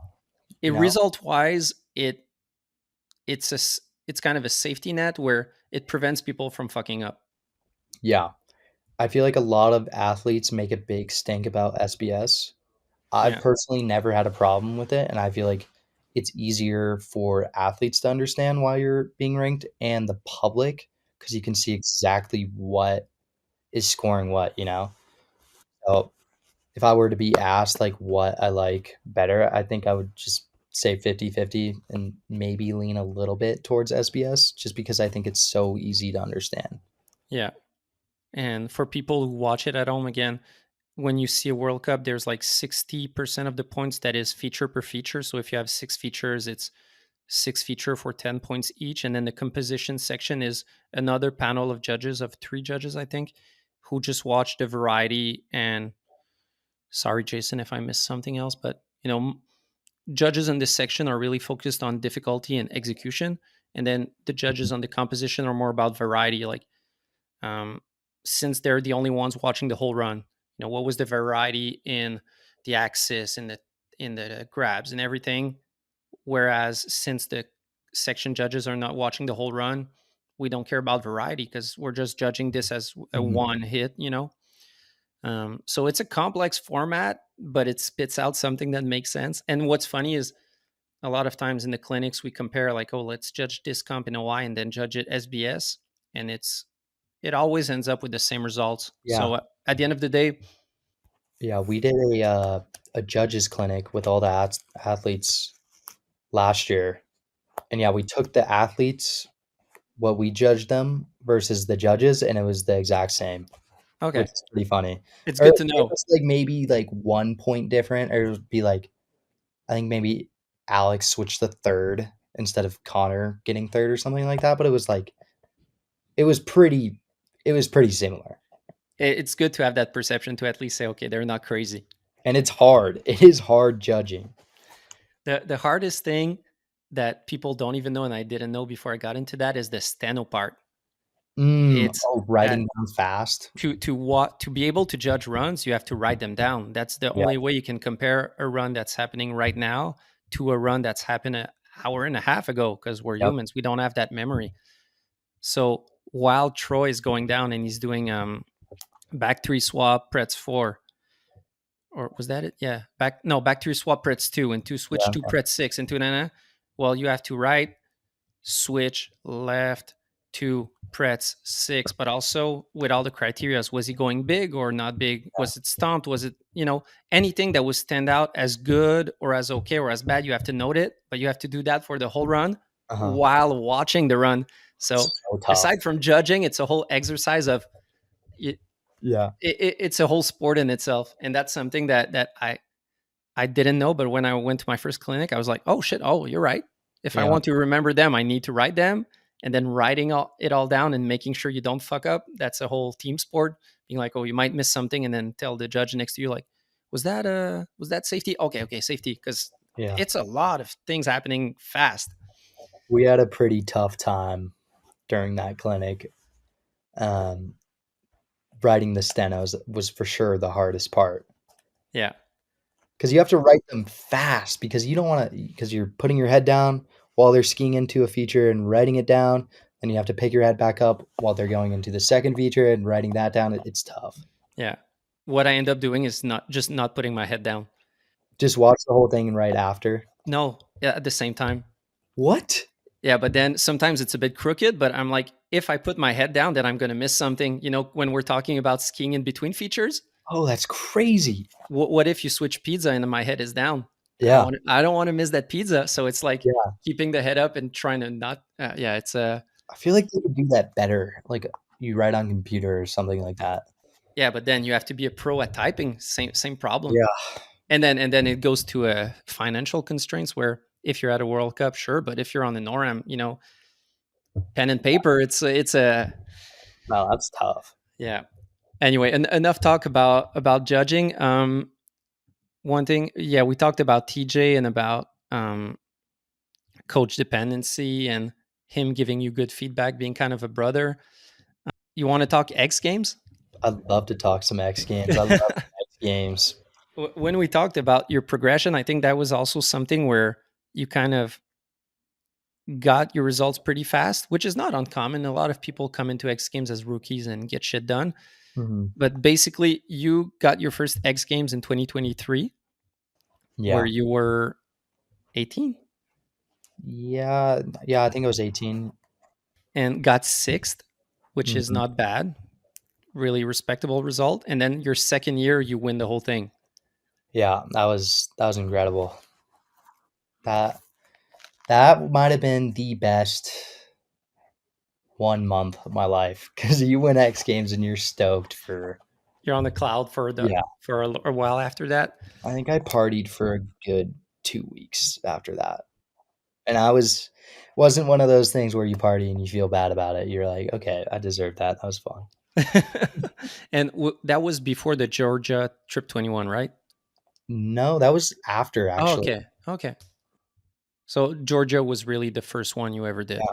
Funny enough, the first X Games was I was so close to doing Trip 21 there, but I just didn't have it worked out in my head yet, so I left it for World Champs. You weren't ready for the Hail Mary. I wasn't ready, and I would think I would have only gotten 3rd, something like that, which is still insane at X Games, but for me, I didn't wanna put my body on the line for 3rd. But that's a good point because that's great that at such a young age you were careful or, you Mhm. know, you were strategic and self-aware about the risk involved where it's sometimes something that's lacking when you're younger. And then last year where you tried your trip 23, sorry, Yeah. there's that clip on your Instagram of TJ saying don't do it, don't do it. I just don't I feel bad because now looking at all the clips, I just don't listen to him. Yeah, but I feel like it shows the good relationship where it's more that he cares about you and you can see the whole mentorship that's going on where you're like, oh, what do you think? And you want to hear his thoughts on the trick right now. And he's more like, well, I want you to be healthy and keep Yeah, skiing. Where so you see the clash of two perspectives where he's uh he's not going the direction you want of saying like, yeah, do it. Fuck yeah, do a trip 2028. He's more like, I want you to stay alive. yeah. Well, funny story about that actually is so you don't have much time before you drop, and I remember me and him both discussing how my axis with the Trip 23 wouldn't have worked before the contest. And so we had kinda just stuck with, "I'm gonna do Trip 21 no matter what," and, like, made there was, like, a little bit of talk of Trip 25. Um, so he thought I was doing a Trip 25 there Hmm. because we had both discussed no Trip 23. We had, like, 30 seconds before it had to But drop. So what would that have been? 10 to 7 to 7 or 7 it to would have 7 to been 10? 997. 997. Okay. Yeah. So, like, cork 9, switch 9, cork 7. Okay. I think, yeah, that's Trip 25. God damn. Um, but that was, like, we just didn't have any time, and so I said, "I'm gonna do it," and he's like in his head, he's thinking, "Well, he's gonna fucking rip a trip 25 and probably die, and so, of course, he's saying no, Yeah. but honestly, that was weird because I remember my exact thoughts going into that was like, "Oh, fuck, like, am I really about to do trip 23 right now, like, in the in run?" And then I, like, just hit the takeoff and my body just did it for Yeah. me. Do you think you were less in your, how did you say before, in your zoned out? Were you less zoned out No, I was or on fully zoned out. autopilot? It was going by so slow and, like, it's so crazy. I was just having, like your thoughts just come in so fast and, like, you feel like everything renders in way quicker than it usually does, like, in your head, like, you can visually spot it, like, 4 times and, like, it just slows down. Like, I remember my first like, the year I won X Games, I remember doing a Trip 21 and spotting the person on the knuckle and, like, looking at them. So last year, X Games switched the format from two jumps. Mhm. Your two best jumps get into a total score, and that's where you end up, to having just one jump. Yep. As a purist of the sport, it's easy to say, "Oh, I like better that format because big air should be just one jump." But Mm. my first thought, and again, not to play Monday morning quarterback, but I thought it's kind of dangerous where So dangerous. they're it's having two jumps is kind of a safety net for how good you guys are to kind of prevent you from going too big on one jump. Yep. And plus, they one upped it with their whole um, playoff format where you kind of had to do your biggest trick twice because Yep. you had to qualify for the playoffs, which is only 4 spots. So it's like almost you have to make a podium to get into the finals, and then you have to do it again. What was your thoughts, and maybe the other athletes' thoughts? How was it perceived from the athlete side to have just a big air of one jump and also the playoff thing? Yeah, I don't really think I talked too much about the other athletes about it. I think it was just kinda like, "Well, this is it, we're gonna go for it." But in my head, I was just kinda like, "Wow, they really want us to put our bodies on the line for this one," because not only like, I was, like, a little I was kinda pissed off because 'cause I'm like, "Wow, they're gonna make me do a 23." I mean, obviously not make me do a 23 because 'cause I'm doing a 23, but when I saw That's what needed to be done at that point if you wanted to it's podium. yeah, like, you have to do it. Like, if you're in X Games and you have a chance of winning, you're always gonna go for it, you know? It was pretty much just like they put all of us in a not a dangerous situation because we all wanna do it, and, like, looking back at it, like, I am kinda down to just crank one big ass jump and go home. Yeah. Yeah, But it was it feels like in a longer run, like 1 year off, it's good, it's fine. But if you do that format for a couple years in a row, it kind of becomes unsustainable. yeah. Where it almost reminds me of when maybe you were too young, but at a point there were like snowmobile big airs at X Mm, Games, and at some point, someone died, and they put it off for a few years because you're just putting them in a position where doing yeah, big airs where you're doing dub backflips of a snowmobile is like, do you want them to die? yeah. Like, I will say the entertainment value, I think, of 1 of 3 or 1 of 2 is gonna be way it's gonna be way sicker than 2 of 3 yeah, because 'cause you're gonna see the most insane tricks, and they had that plan pretty thought out because I thought this year's Big Air was one of the craziest X Games Big Air that I've seen. Uh, just the tricks going on and, like, everybody was lacing. I mean, the top 3 were all never been dones. Like, not they were all new tricks, which is insane. yeah. The big flash I had about how gnarly it was a hall doing the comp, but you could see it was just like, I am going to do jumps, I'm going to do nice zeros, but I'm not participating in the madness. I'm out. Yeah, I think yeah, a lot of people were pretty much like, "Well, I'm gonna do what I can do, but this is not I don't I don't wanna do a 23 to qualify," you know? Yeah.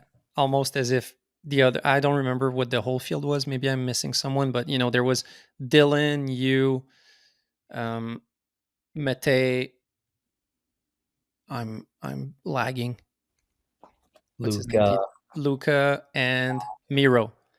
The top five, you are all going so ham that I see someone on the outside of that being like, okay, well, what am I going to do to go into that top five? Like, what options are there? No, yeah, it's actually just kinda at this point, put your body on the line a little bit, or now I'm not trying to hate on the X Games last year or anything because I really did like that format, and I feel like I'm coming off where I'm like, "Oh, like, they're making us put our body on the line." Like, nobody's making us do that, but I think, like, I don't know, it definitely felt like a lot of, pressure to do those big tricks. And that's what X Games is all about, so I'm not saying that's a bad thing because 'cause you're definitely gonna progress more. Mhm. But there's definitely a game where if it's two jumps, then the incentive is not the same since you have to do a B trick. Not it's Mhm. not all in as much. Um, but yeah, to just do a little recap, there's Miro doing the dub 23. There's Mate doing the switch tail bud 21. There's Luca doing the trip 19 and then trip 21. There's you doing the trip 21. There's Dylan doing the switch trip bio. It was fucking hectic. It Yeah. was insane. I kinda want them to do it again this year, honestly, I feel like you guys would still push it another notch. for sure. I just What do you think could be done better to make it less dangerous? Is it inherently dangerous, or like could the jump be bigger? Could the landing be bigger, or is it just like whatever? I think the jump for sure could be bigger because I think that jump is measured at 65 feet. And so, like, a lot of people will be like, "Oh, like, I just hit, like, a 100-footer," and it's like, "No, we don't do 100-footers." Like, the biggest we'll hit is, like, 65 pretty much, and that's the X Games jump. So, like, if we could get a 75, a true 75, I think that makes everything so much safer, Yeah. you know, And when you talk distance like that, it's from the lip of the jump to the knuckle, right? the knuckle. Sweet spot, you're probably going, like, 130. Yeah, that's the thing, because no one is landing at the knuckle. You're all landing in the Gucci plateau at the bottom. Yeah, but but if we wouldn't have to go that big, if the jump was 75 feet, we could probably go mid-landing and be, chill. Yeah. Did you know before that X Games that you wanted to try the Trip 23? No, Or was it when you saw everyone going ham? I did not wanna do that trick. I gotta like, it was kinda weird actually because I kept getting interviewers coming up to me being like, "Oh, like, rumor is you've been training the Trip 23, like, I heard you're gonna do it here," and I'm like, "I never fucking said that, like, I don't wanna do that." I'm like, "You guys are just setting me up so hard to do Trip It's like 23." it's just TJ going to them 10 minutes before saying like, "Hey, Prob he's going to do a Trip 23." Probably, but I think in the back of my head, I knew I was gonna do a Trip 23 if it came down to it. I just was kinda refusing to believe that Trip 21 wasn't gonna be enough. Right. For a You know what I podium. mean? Because in my head, I'm like, "What beats a Trip 23 or 21?" Because at the time, nobody I mean, Matei fully Hail Married his trick. Luca's trick hadn't been scored yet to my Trip 21, so I wasn't really sure who was Mm, gonna win there, and then Miro, I also didn't really know what was gonna go on there, but X Games is all about new tricks, so mhm. should have taken that into account a little bit. Rewatching it, you were close to landing it. You exploded, but your whole rotation, body position going to the landing, Yeah. you were as close as it gets, I feel like. Yeah, and that's I want a bigger jump, but, yeah, I totally kneed myself in the face, and that's, like, why I exploded. Yeah, Just, like, too full much impact. dude, yeah, that was I, like, fully fucking rocked my dome so hard, and, like, of course, I didn't wanna, like, lay there and have the people come up to me, so I'm like, "Oh, I'm good." Mm, Yeah. yeah, I got rocked on that one, so I would love a bigger jump next year Did you get concussed or for just a sure. little? Yeah. Yeah, I don't remember much after that event. I heard some pretty funny stories where I thought I won. went up to my dad. I was like, "Yo, like I think I won." He's like, "Nope, Wow. you didn't." Like, well, I got second for sure. It's like, That would make for some funny content, but also some great awareness for head yeah, injuries. ugh, they're so scary. But like when you hear about what you did, you're like, wow, that is kind of funny, actually. Yeah, and that's something that's hard for you also because you're saying you want a bigger jump and you had the trip 21, you want to do the trip 23. But then, even in the other biggest comps in the world, the other World Cups, sometimes you don't even have a jump that's big enough to do a trip 21. Yeah, So you practice at an airbag, you practice at Saas-Fee, where I don't know, the jumps look humongous. But then there's you get to a World Cup where you're limited. yeah. How does that feel? Is that pissing you off or? Oh man, I am. Yeah, I feel like my tone is not describing how angry I was about it. Like we pulled up to the world champs jump, and I was like, are you serious? You put us on like a 40 footer? Like we can't even like it. Mhm. The world champs was like still like pretty high level, but if you compare it to like past big airs, it's like not really that special. I mean, even Luca who won was like he was pretty pissed about that jump too, you know. He was not stoked. I don't think anybody was really stoked with the size of that jump and Because you guys have new tricks, a new level that you've attained in the past 3 years, or mhm. in a recent time. But then with the size of the jump, you're being limited to do tricks that So were limited. done 4 years ago. Yeah, and I just feel like if they just put in I know it's very expensive to build a big air jump, but I feel like if they actually put in the money and effort into building a really good big air jump, then more people would probably watch it because it's new and exciting. I mean, you could have like 6 X Games level big airs a year if you wanted to, if you actually put big air jumps where they're supposed to be, not on these like crappy 40-foot tables like in the middle of nowhere. It's like give us a big air at Stubai, Cardrona Big Air, That Sauce Face, would be sick. And right? at the same time, where you have the slope style in Stubai in the fall, have a big air there. Yeah, get rid of this Stubai event, honestly. And but what would you say is your favorite big air jump? And maybe it's the same for the other pros, but X Games Big Air every single day. It's by far every year I go there and I'm like, this is the best jump I've ever hit. And you just ski better on a bigger and better jump. There's something about it, like the energy of just watching everybody ski and just go massive on a perfect big jump. There's nothing like that, you know? what would be after that? Let's say X Games being X Games, is it like China? Like a Is big air it? World Cup, yeah, Yeah, China, yeah. for sure, China. And then like the world champs jump was really sick from the year I won it. In Georgia, Surprisingly, one of the best big air jumps I've ever hit. that seemed like a rowdy comp. It was insane. Georgia, spring weather seemed like people were getting bucked a bit.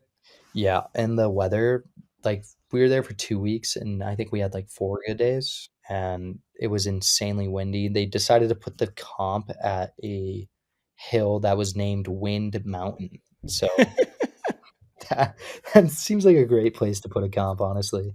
Yeah, that's just like, I don't know if it was that bad, but I remember seeing images of the pipe comp in the last Olympics, and you could see there was a whole wall of whatever it was to cover the wind because it was just like a Yeah. huge wind tunnel, and people were dropping in like almost a tornado. Yeah, it's insane. We talked about the format. We talked about, how strategic it can be in World Cups where you need two jumps, X Games for, changing up to one jump. Yeah. What what would you say is your favorite? Like if you had to do a choose your own format for big air, are you more of a one jump type of guy or two jump? I Or wouldn't maybe something else. Have you ever thought of like, oh, what else could be a big air format? Because I there's some in the would past that have done, or X Games 2 years ago tried to have a style jump, and then I don't think that went too well. Or there's always a thoughts yeah. of what other things could be done. Yeah, well, going back to the style jump, that that was really confusing for me because I didn't realize we were supposed to spin under 9 or, like, They 7. didn't tell you. No, nobody really told me, like, to me, like, I feel like you can do a stylish trip 14, and maybe that's just like the wrong way of thinking, but like me watching like Mac forehand or Bobby Brown do a trip 14 mute, like that's one of the most stylish tricks out there. So in my Yeah. eyes, I was like, you could do a trip 14 mute, and like, but I didn't really realize the point of that was to spin under 10 and to do some actually chill stylish tricks. Yeah. But yeah, I think when it goes to format, I really don't care. I did really like the one jump at X Games because I think it progressed the sport so much. And I was hating it on it a little bit with how dangerous it was, but I think that's kind of my type of skiing, and like I want those big dangerous tricks, and like I want it to be exciting, and I want to spin and go as big as I can. So I really do like one of two, but two of three I think is probably, I'd be happy if X Games was one of two and then World Cup was always two of three. I think Yeah. that would be like my perfect, way of doing it. Because I think two of three is really important just so you don't get people training one big trick, and then that kind of does ruin the sport a little bit in my eyes if you're just training one big trick and Yeah. nothing else. You become So, kind of a one trick pony. yeah, no one wants that. So I think two of three is important. We're getting into an Olympic year, and you've just dropped a clip on Instagram of a mellow sw- switch trip 19, Yeah. switch trip 19 mute. Holy fuck! How much effort is being done right now, or what's the process from maybe you have some new tricks that you're going to keep for the Olympics or for X Games? Uh-huh. How long of a process in advance does goes into that of thinking of the trick or maybe practicing it in the airbag, and Yeah. and now you're leaking the switch trip 19 on Instagram. So Yeah. I'm thinking there's other stuff to be left out. Is there a switch trip 21 for the X Games? Ugh. Yeah, I mean, we'll see. But I basically thought of my tricks.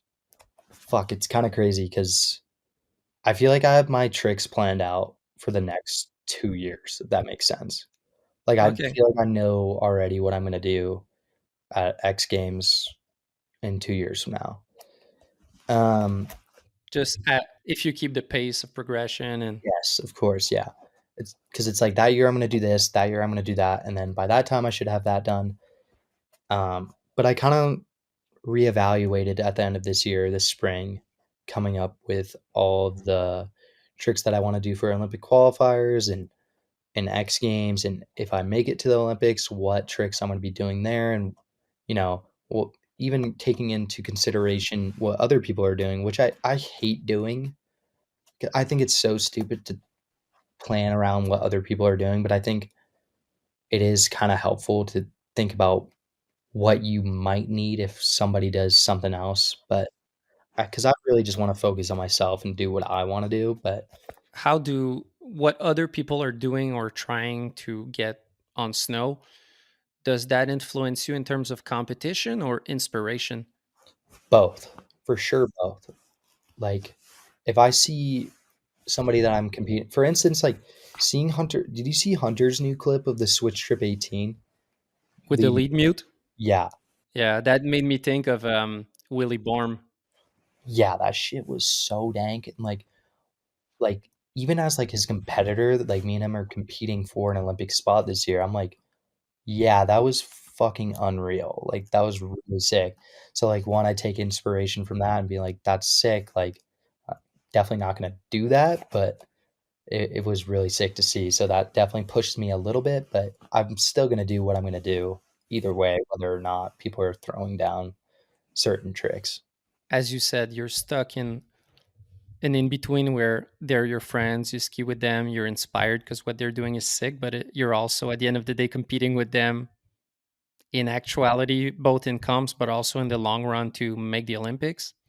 It can be, like, a bit weird to think about, but I remember I had such a hard time the first year I joined the pro team because they were all so nice, and like the US squad was so nice to me, like the dopest dudes, and I kinda had a hard time fitting in just because I thought they were fucking with me, like, just being fake, but it turned out that they were so I, like, the first 2 years, I didn't really talk to them or, hang out with them or do anything because I thought they were just all being fake to each other, but it turned out that they were all just super dope, nice dudes, so that was kind of funny to realize in the last 2 years that, I'm surrounded by some really good friends on that team. Yeah, and you guys are on some. It's been nonstop with the US guys. You guys have one hell of a team, which is nice in a way because you're pushing each other to new heights. But also, right now you have 4 spots to qualify for the Olympics. A Hall is already qualified, Mhm. but you also have yourself. You have Colby Stevenson, Hunter Anderson, Mac Mhm. Forehand, Connor Ralph, Cody Plant, and others. Yeah, and even the rookies, like, you never know who can pop on, have that breakout season. To have that breakout season, they also need to have spots in those comps. So Yeah. it's hard. Yeah, it can be tough, for sure. Also, it's not a secret. You know, it's something that's been discussed in every Olympics. But you guys have a particularly hard process where you don't know if you're making the Olympics until like 2 weeks beforehand. It's ridiculous, yeah. I keep Meanwhile, we see like New Zealand announcing like, "Oh, Luca is going," like they're already in. yeah, like a Uh, year before, I'm like, oh, what are your thoughts on that? On the U.S. process, but also the whole team being so good. yeah, I mean, so when I was younger, I think I was really young at this point, 14, I have the opportunity to get dual citizenship, and I could ski for the Italian team, but to me, that just seemed like not what I wanted to do just because I'm so prideful of being an American, and if I'm on the US team, I truly do get to ski with the best skiers in the world and be surrounded by the best team in the world, so I feel like if I'm not good enough to make it on the US squad, then I just probably don't deserve to go to the Olympics at that point just because I wanna go for the US. Yeah, but it's something hard to say because you could not make the Olympic team for the U.S., but also be a podium talent. It's something Sure. that's so. It happened with Wallish not making the Olympics in 2014, and there's other cases. It's a real hard. There's a bunch of people that said it, but it's as if making the Olympic team is harder than Yeah, actually being at the Olympics or yeah, performing there. Because sure. It's kinda like going back to the NORAMs and Junior Worlds. It's like once you get to Junior Worlds, or this year it would be the Olympics, then at that point it's should be easier, So I think if you take the harder route and hopefully it pays out. is that stressing you, or is it just something you're used to deal with because you guys are competing with each other all the time? So it's just something you're used to. Hmm, I wouldn't say stressful, but I would say it's very annoying when, like, people just bring it up all the time, like, you have family members, like, asking you if you made the Olympics, and it's like they're Yep. like, "Oh, I bought my ticket." I'm like, "You fuckers, like, I haven't even, like I haven't even qualified yet. I'm competing against, like, Mac Forehand and Goalie Stevenson, like, I still gotta I gotta get this done, like, you're jumping over like, you have no idea. I think it varies for every country, but basically for the US, they're going to consider both your big air and slope style results, right? Mhm. Yeah, it's 2 slope styles or no, 3 slope styles, 2 big airs. And in your best results, and they're going to compare. Yeah, I think it's best 2 or I actually have no idea, like, I should know this, but I've honestly just, like I'm kinda just focusing on, like, how I'm skiing and the tricks, Yeah. and One eventually, comp like at a time, and it's so hard because so tough. Colby is a podium contender at every comp. Mac is a podium contender at every comp. He's Same still so good, it's insane. same thing for you. Same thing for Connor. Same thing for Hunter. It's I wouldn't want to be in Stacked your team, shoes. stacked team. I think for sure it's the best way to do it though, because it's for sure making the whole team so much better, and then even next year, I guarantee the Americans are going to go off, you know. You have a first comp in Stubai in November, Hmm. then a big air in China, two big airs in China. Yeah, but for the US, we're only doing the Secret Garden Big Air as a qualifier. Okay. Do you know why the other one doesn't count? I have no idea, and that just seems strange to me to make a qualifier on a big air nobody's ever done before, like a new event. Yeah, because Beijing is the one that you're used to, and then Secret Garden will be a jump on a hill. Yeah, Yeah, you're right. That's odd. yeah. Then you have a big air at Steamboat in the States. Then that's it before the Olympics. No, don't we do? I think we do Aspen, slopestyle, and then Doesn't se- doesn't seem. Oh yeah, slope style, but I meant big air. oh yeah, Your last big air is Steamboat 2 months before the Olympics. I know that's crazy, huh? It really seems like an odd schedule, and then you have two comps after the Olympics, where I don't know how people will be feeling, if people will still be down to compete or will be just burnt out. Yeah, I mean, yeah, I feel like it goes two ways. One, you either want to keep skiing more, or you're done skiing. Yeah. If we can talk about that switch trip 19 that you posted, Hmm. what's the thinking behind unveiling tricks like that? Because we know that you guys are all practicing tricks right now. Hmm. There's a bunch of secrets being kept. Is that a game of teasing people, being like, oh, look at the switch trip 19? Or is that just you being stoked and being like, hey, check out my new trick? Nah, it's if I wanted to like fuck with people, I'd drop that like the night before the comp. Yeah. That's always a good one. The night before. But my kind of idea with that is like, well, I'm gonna be in Dubai in 2 weeks from now with my whole team and everyone else, and all their teams and stuff.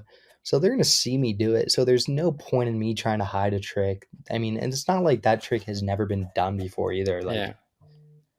uh, Burke has done it. And yeah, Mac, yeah, Luca, Luca. Yeah. you know.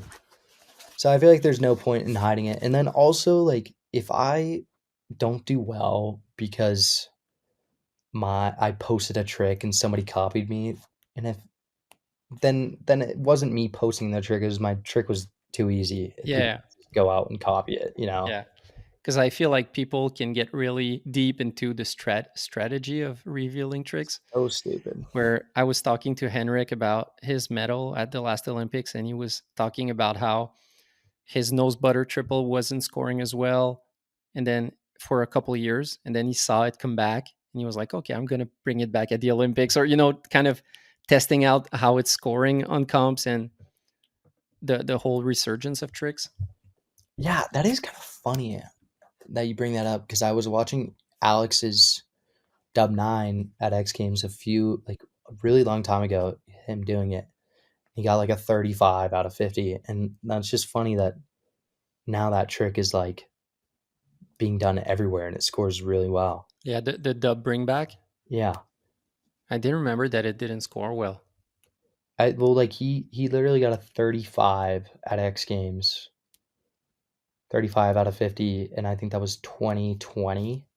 And Okay. now like that trick does so well. Like he's won plenty of World Cups with that trick. Yeah, and Luca was doing it in his big airs and slope Mhm. runs, and Like almost before his time. Like Kai Mahler with the switch double bio 16 from like whatever, like 15 years ago, 20, yeah, not 20, but yeah, around really long time 2015, let's say.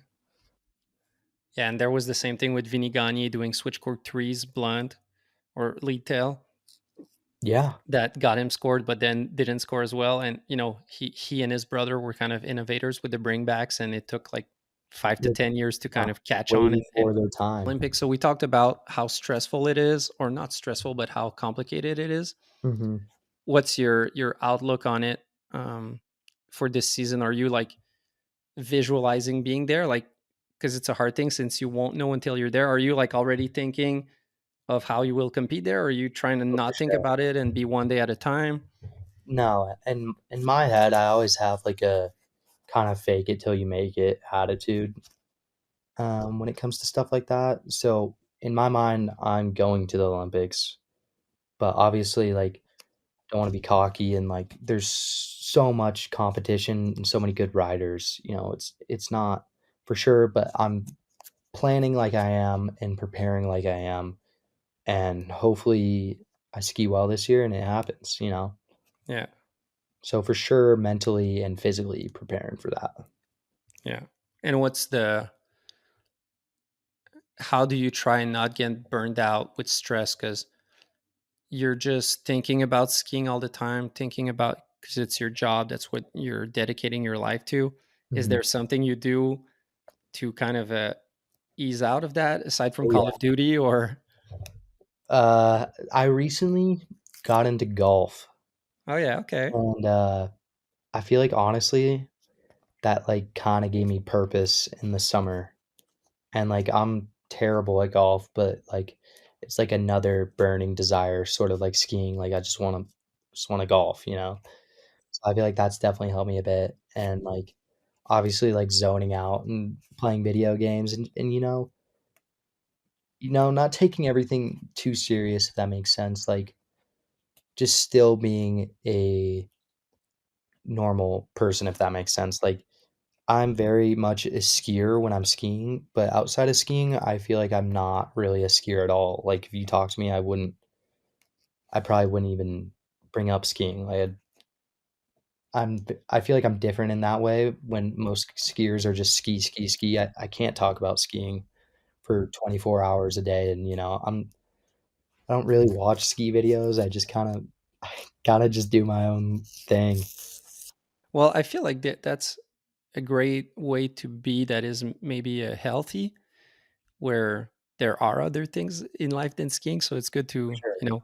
the worst way or the best way to get burnt out on skiing is to be consumed by it. So if you Yeah, have other hobbies and other things, then that makes a good balance. And you saying you don't watch too many videos, I think is funny, because that's like, with pros, it's one or the other. It's either every video and you watch all of them, or it's like you don't even know when you're, because you guys are so entrenched in it that it makes sense that at some point when you're not skiing, you just want to do other stuff also. for sure. Yeah, when I'm off hill, I'm just not a skier, I'm just Troy, pretty boring, honestly. Troy golfing and playing Call of Duty. Troy, the golfer, the gambler, and the Call of Duty guy. Nice. Yeah, and I think that's something important, as you just said, to um, keep in mind. As much as you want to win X Games and you want to go to the Olympics, it's also keeping in mind that you're living the dream lifestyle that Mm, anyone would kill for. You yeah, know, traveling the world, doing the sport you love, seeing a bunch of insane places that are on people's bucket list, and just keeping that in mind is hard when your goal is to win the X Games or whatever event it is. But to stay grounded and know that right now you're in the Swiss Alps or Austrian Alps or whatever, but yeah. you're in a dream place, living a dream life, and you're part of the lucky ones. Oh, yeah.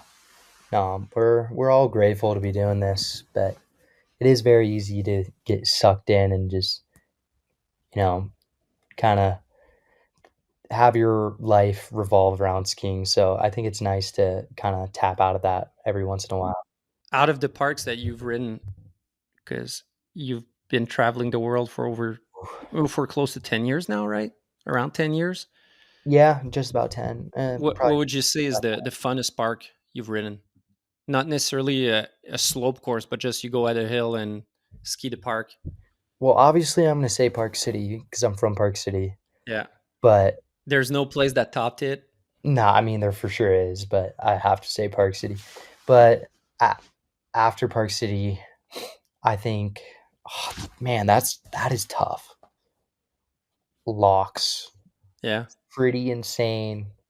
Copper's boring actually sometimes. Like, the Mammoth? top No. Mammoth and Spring is crazy. Okay, I'm gonna make a top 3 because I think Locks, Mammoth, Springtime Mammoth only, though, and then maybe Whistler is, like, Okay. pretty fun. Yeah, Whistler is fun. Yeah, Whistler's pretty fun. Go with Whistler. And then what's the favorite country to hang out? Because you guys rarely post stuff of you hanging out, but in all Yeah. those weeks where you're skiing, you're just chilling in the nicest place around the world. Yeah, okay. Again, I might have to do another top 3 here, but let me try to think my favorite. New Oh, Zealand looks pretty epic. cool. It is pretty cool. But most of the time in New Zealand, the weather's terrible, so you're just bummed you're not skiing. Mm. So I feel like I always have a bad time there just because 'cause I'm bummed I'm not skiing. Uh, so dude, I might like, this might come as a shocker, but, like, But I kinda think China is crazy. yeah, Yeah, it it is looks so crazy. crazy. It feels like you're in a dream, like, just because 'cause you're like, "Holy shit, I'm in China right now." But I wouldn't say that's my favorite. I'd probably would take Italy for sure. What comps are there in Italy right now? Was it the There's none, but, like, you there can used to be, travel right? to Yeah, Italy, yeah, and, like, they used to have a bunch of training camps, and they did have, um, World Cups there at some point. yeah, yeah. So that's on the bucket list for this winter. Yeah, I'd love to ski in Italy. The Dolomites are sick, Yeah, that's gonna be epic.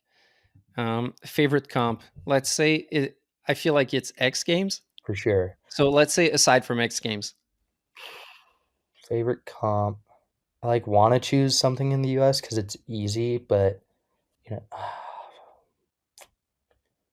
honestly, Beijing, yeah, China. Yeah. because of the jump. The jump is sick, and the venue is awesome, and it's just kind of a trip being in China. The setup in terms of show looked really insane at core, Oh, but then I think the jump is trash there from what I've heard you through know, the I'm grapevine. changing my answer. I'm going core. I Yeah, have to go core. Any city do that. I because of love the crowd there. Yeah. Some of my favorite nights have been at core for sure. But how's the jump there? Oh, it's terrible. But, like, what you're getting into there, like, you're not there to, like, ski a really good jump, you're there to put on a good show, hopefully Yeah, get a medal, and then, like, have a sick after party with all the boys. yeah. I think it goes back to the essence of free skiing of just being entertaining to watch, Yeah, where you have every World Cup where there's basically no crowd, and then you have that one where yeah, it's 50,000 people, or I don't know how many thousand, a but there's lot. an actual yeah, It kinda feels like what TJ describes to me, like, in the golden era, yeah, I'm like, "Oh," it's fun stuff. yeah. And then what would be your favorite mount to ride just aside from the park? Just you have a day off and you can just fuck around the hill. Yeah, I will say Park City. I feel like a lot of people aren't gonna like that answer, but I know that hill front to back. I know every run, every trail, and I'll go up there when it snows like a foot, and I'm not there to ski crazy lines. I just want to do some relaxing dad turns down the Yeah. hill. Like, I don't want to go crazy. Just give me like a bunch of like mellow carves in the powder, and I'm so stoked. Oh, and that's when I was thinking about while we were talking about the shark fins and all that. What's the feature you hate the most on a slope course? There's shark fins, there's QPs, there's like half pipes, not half pipe, but there's quarter pipes where you come in just that are in front of you, whereas the other ones you hit it kind of a half pipe. Um, I mean, obviously the rails. I don't fucking like the rails. Probably the QP. Like, I wouldn't even say I hate it. I would just say I'm bad at it, so yeah, I don't like it. but is it something that you're bad at it, or just something that you've never done? I've never done, and I don't put time in until I'm at Yeah, the contest because I don't really enjoy half pipe skiing right yeah, now. Maybe it's something I could do in the future, but right now I don't really enjoy it that much, so because I don't put any time from in. the outside, you seem like a good skier on your edges, and you're a great jumper. So I'm Mhm. like, maybe you could be a gapper in 10 years. Dude, I'm kinda thinking about it 'cause, Gepper's in sauce, and I've been spending a good amount of time with him, and I'm like, Yeah. "Alright, like, maybe I could do this, who knows?" Yeah, Give it's it a gnarly, but it's crazy how he opened the doorway to no one had ever done it before, making the switch. Not a lot of people, but a few people had been doing slope and pipe at the same time, like Gus and Jossie. Yep. a few people, but making the full transition, that's like a something that no one was thinking about. No, Do you know if it's something that's discussed in pros these days of, oh, maybe I should do a gapper? like, I'm sure a little bit, but I think it's still, like, such a new thing that people are like I bet you once the next person does it, that's when people are gonna be doing that, but I feel like by that point, pipe is gonna be so pumped up that it's gonna be way harder to do it. Because it feels like ever since Gepper made it in half pipe, it seems like half pipe got way gnarlier. I don't know if that was because of him or what Yeah, happened. or it's just a timing. Yeah, Yeah, Luke Harold and Finn Melville, and insane. it's not as if you come in and there's no competition. There still is a insane level over there. So yeah. It still would take a bit to get into half pipe, but I could see it maybe in the future. Do you have maybe we can finish on that for this season and the Olympics? Where are your eyes set or your sights set? Is it on big air, slopestyle, both? That's tough because I feel like when I look at it, for sure, big air is the obvious answer. Yeah, But I also feel like I'm on the verge of doing really, really well in slopestyle. And so I feel like I'm putting in a little more effort into big air, but that also translates pretty well into slopestyle. I feel like because it's like if I learn all the building blocks I need for the big tricks, then I have all the slope tricks too. So if I feel like if and I've been putting in a decent amount of time on rails every day here and will be continuing to do that during the comp season. I feel like I could do really well in both this year. nice. Hyped to see it because the last was it the last comp? Yeah, the last comp, as we said, Silva Plana, you finished seventh, so Yeah, it's not out of this world to expect some results. that would be great. Yeah. So yeah, thanks for joining, Troy. Thanks for having me. Best of luck for this season. Stay healthy, have fun, and hype to see the Switch Quad 23 mute. Yeah, hopefully I can do something like that. Do you think there's a chance we see a quad in X Games? Oh, for sure. I Yeah. think, I mean, I don't want to drop anything away, but I was doing some tricks the other day and I was like, fuck, like quad 21 probably is possible for Fuck. sure. I don't know But about 25, but but like then it goes back to what we were saying. You need a jump that allows you to do you it. need to jump. If they built the proper jump, I mean, they could make this year's X Games look or last year's X Games look bad with this year's with the Yeah. proper jump. Yeah. But then I feel also like many people could potentially do a quad 18, For sure. like a trip 14, but you just do another court 3. But then if it's just flipping, for the sake of flipping, might as well not do it also. Yeah, I feel like quad 18 wouldn't score as well as, you know, some bigger spinning doubles and triples. Yeah, if someone just does a quad 18 safety versus what was done last year, let's say, I don't think it would score as well. Yeah, Or I don't know, but just to I'm not say a there. judge, but I wouldn't know. All right. Thanks a lot for joining, Troy. And yeah, great talking to you. Yeah, appreciate it. Cheers, man. Good luck this season, and hopefully we'll get to watch you in Milano, Yeah. Cortina. Yep. All right. Thank you. Thanks. So this is it for episode 50 with Troy Podmilsak. I hope you guys enjoyed it. It was awesome talking with him.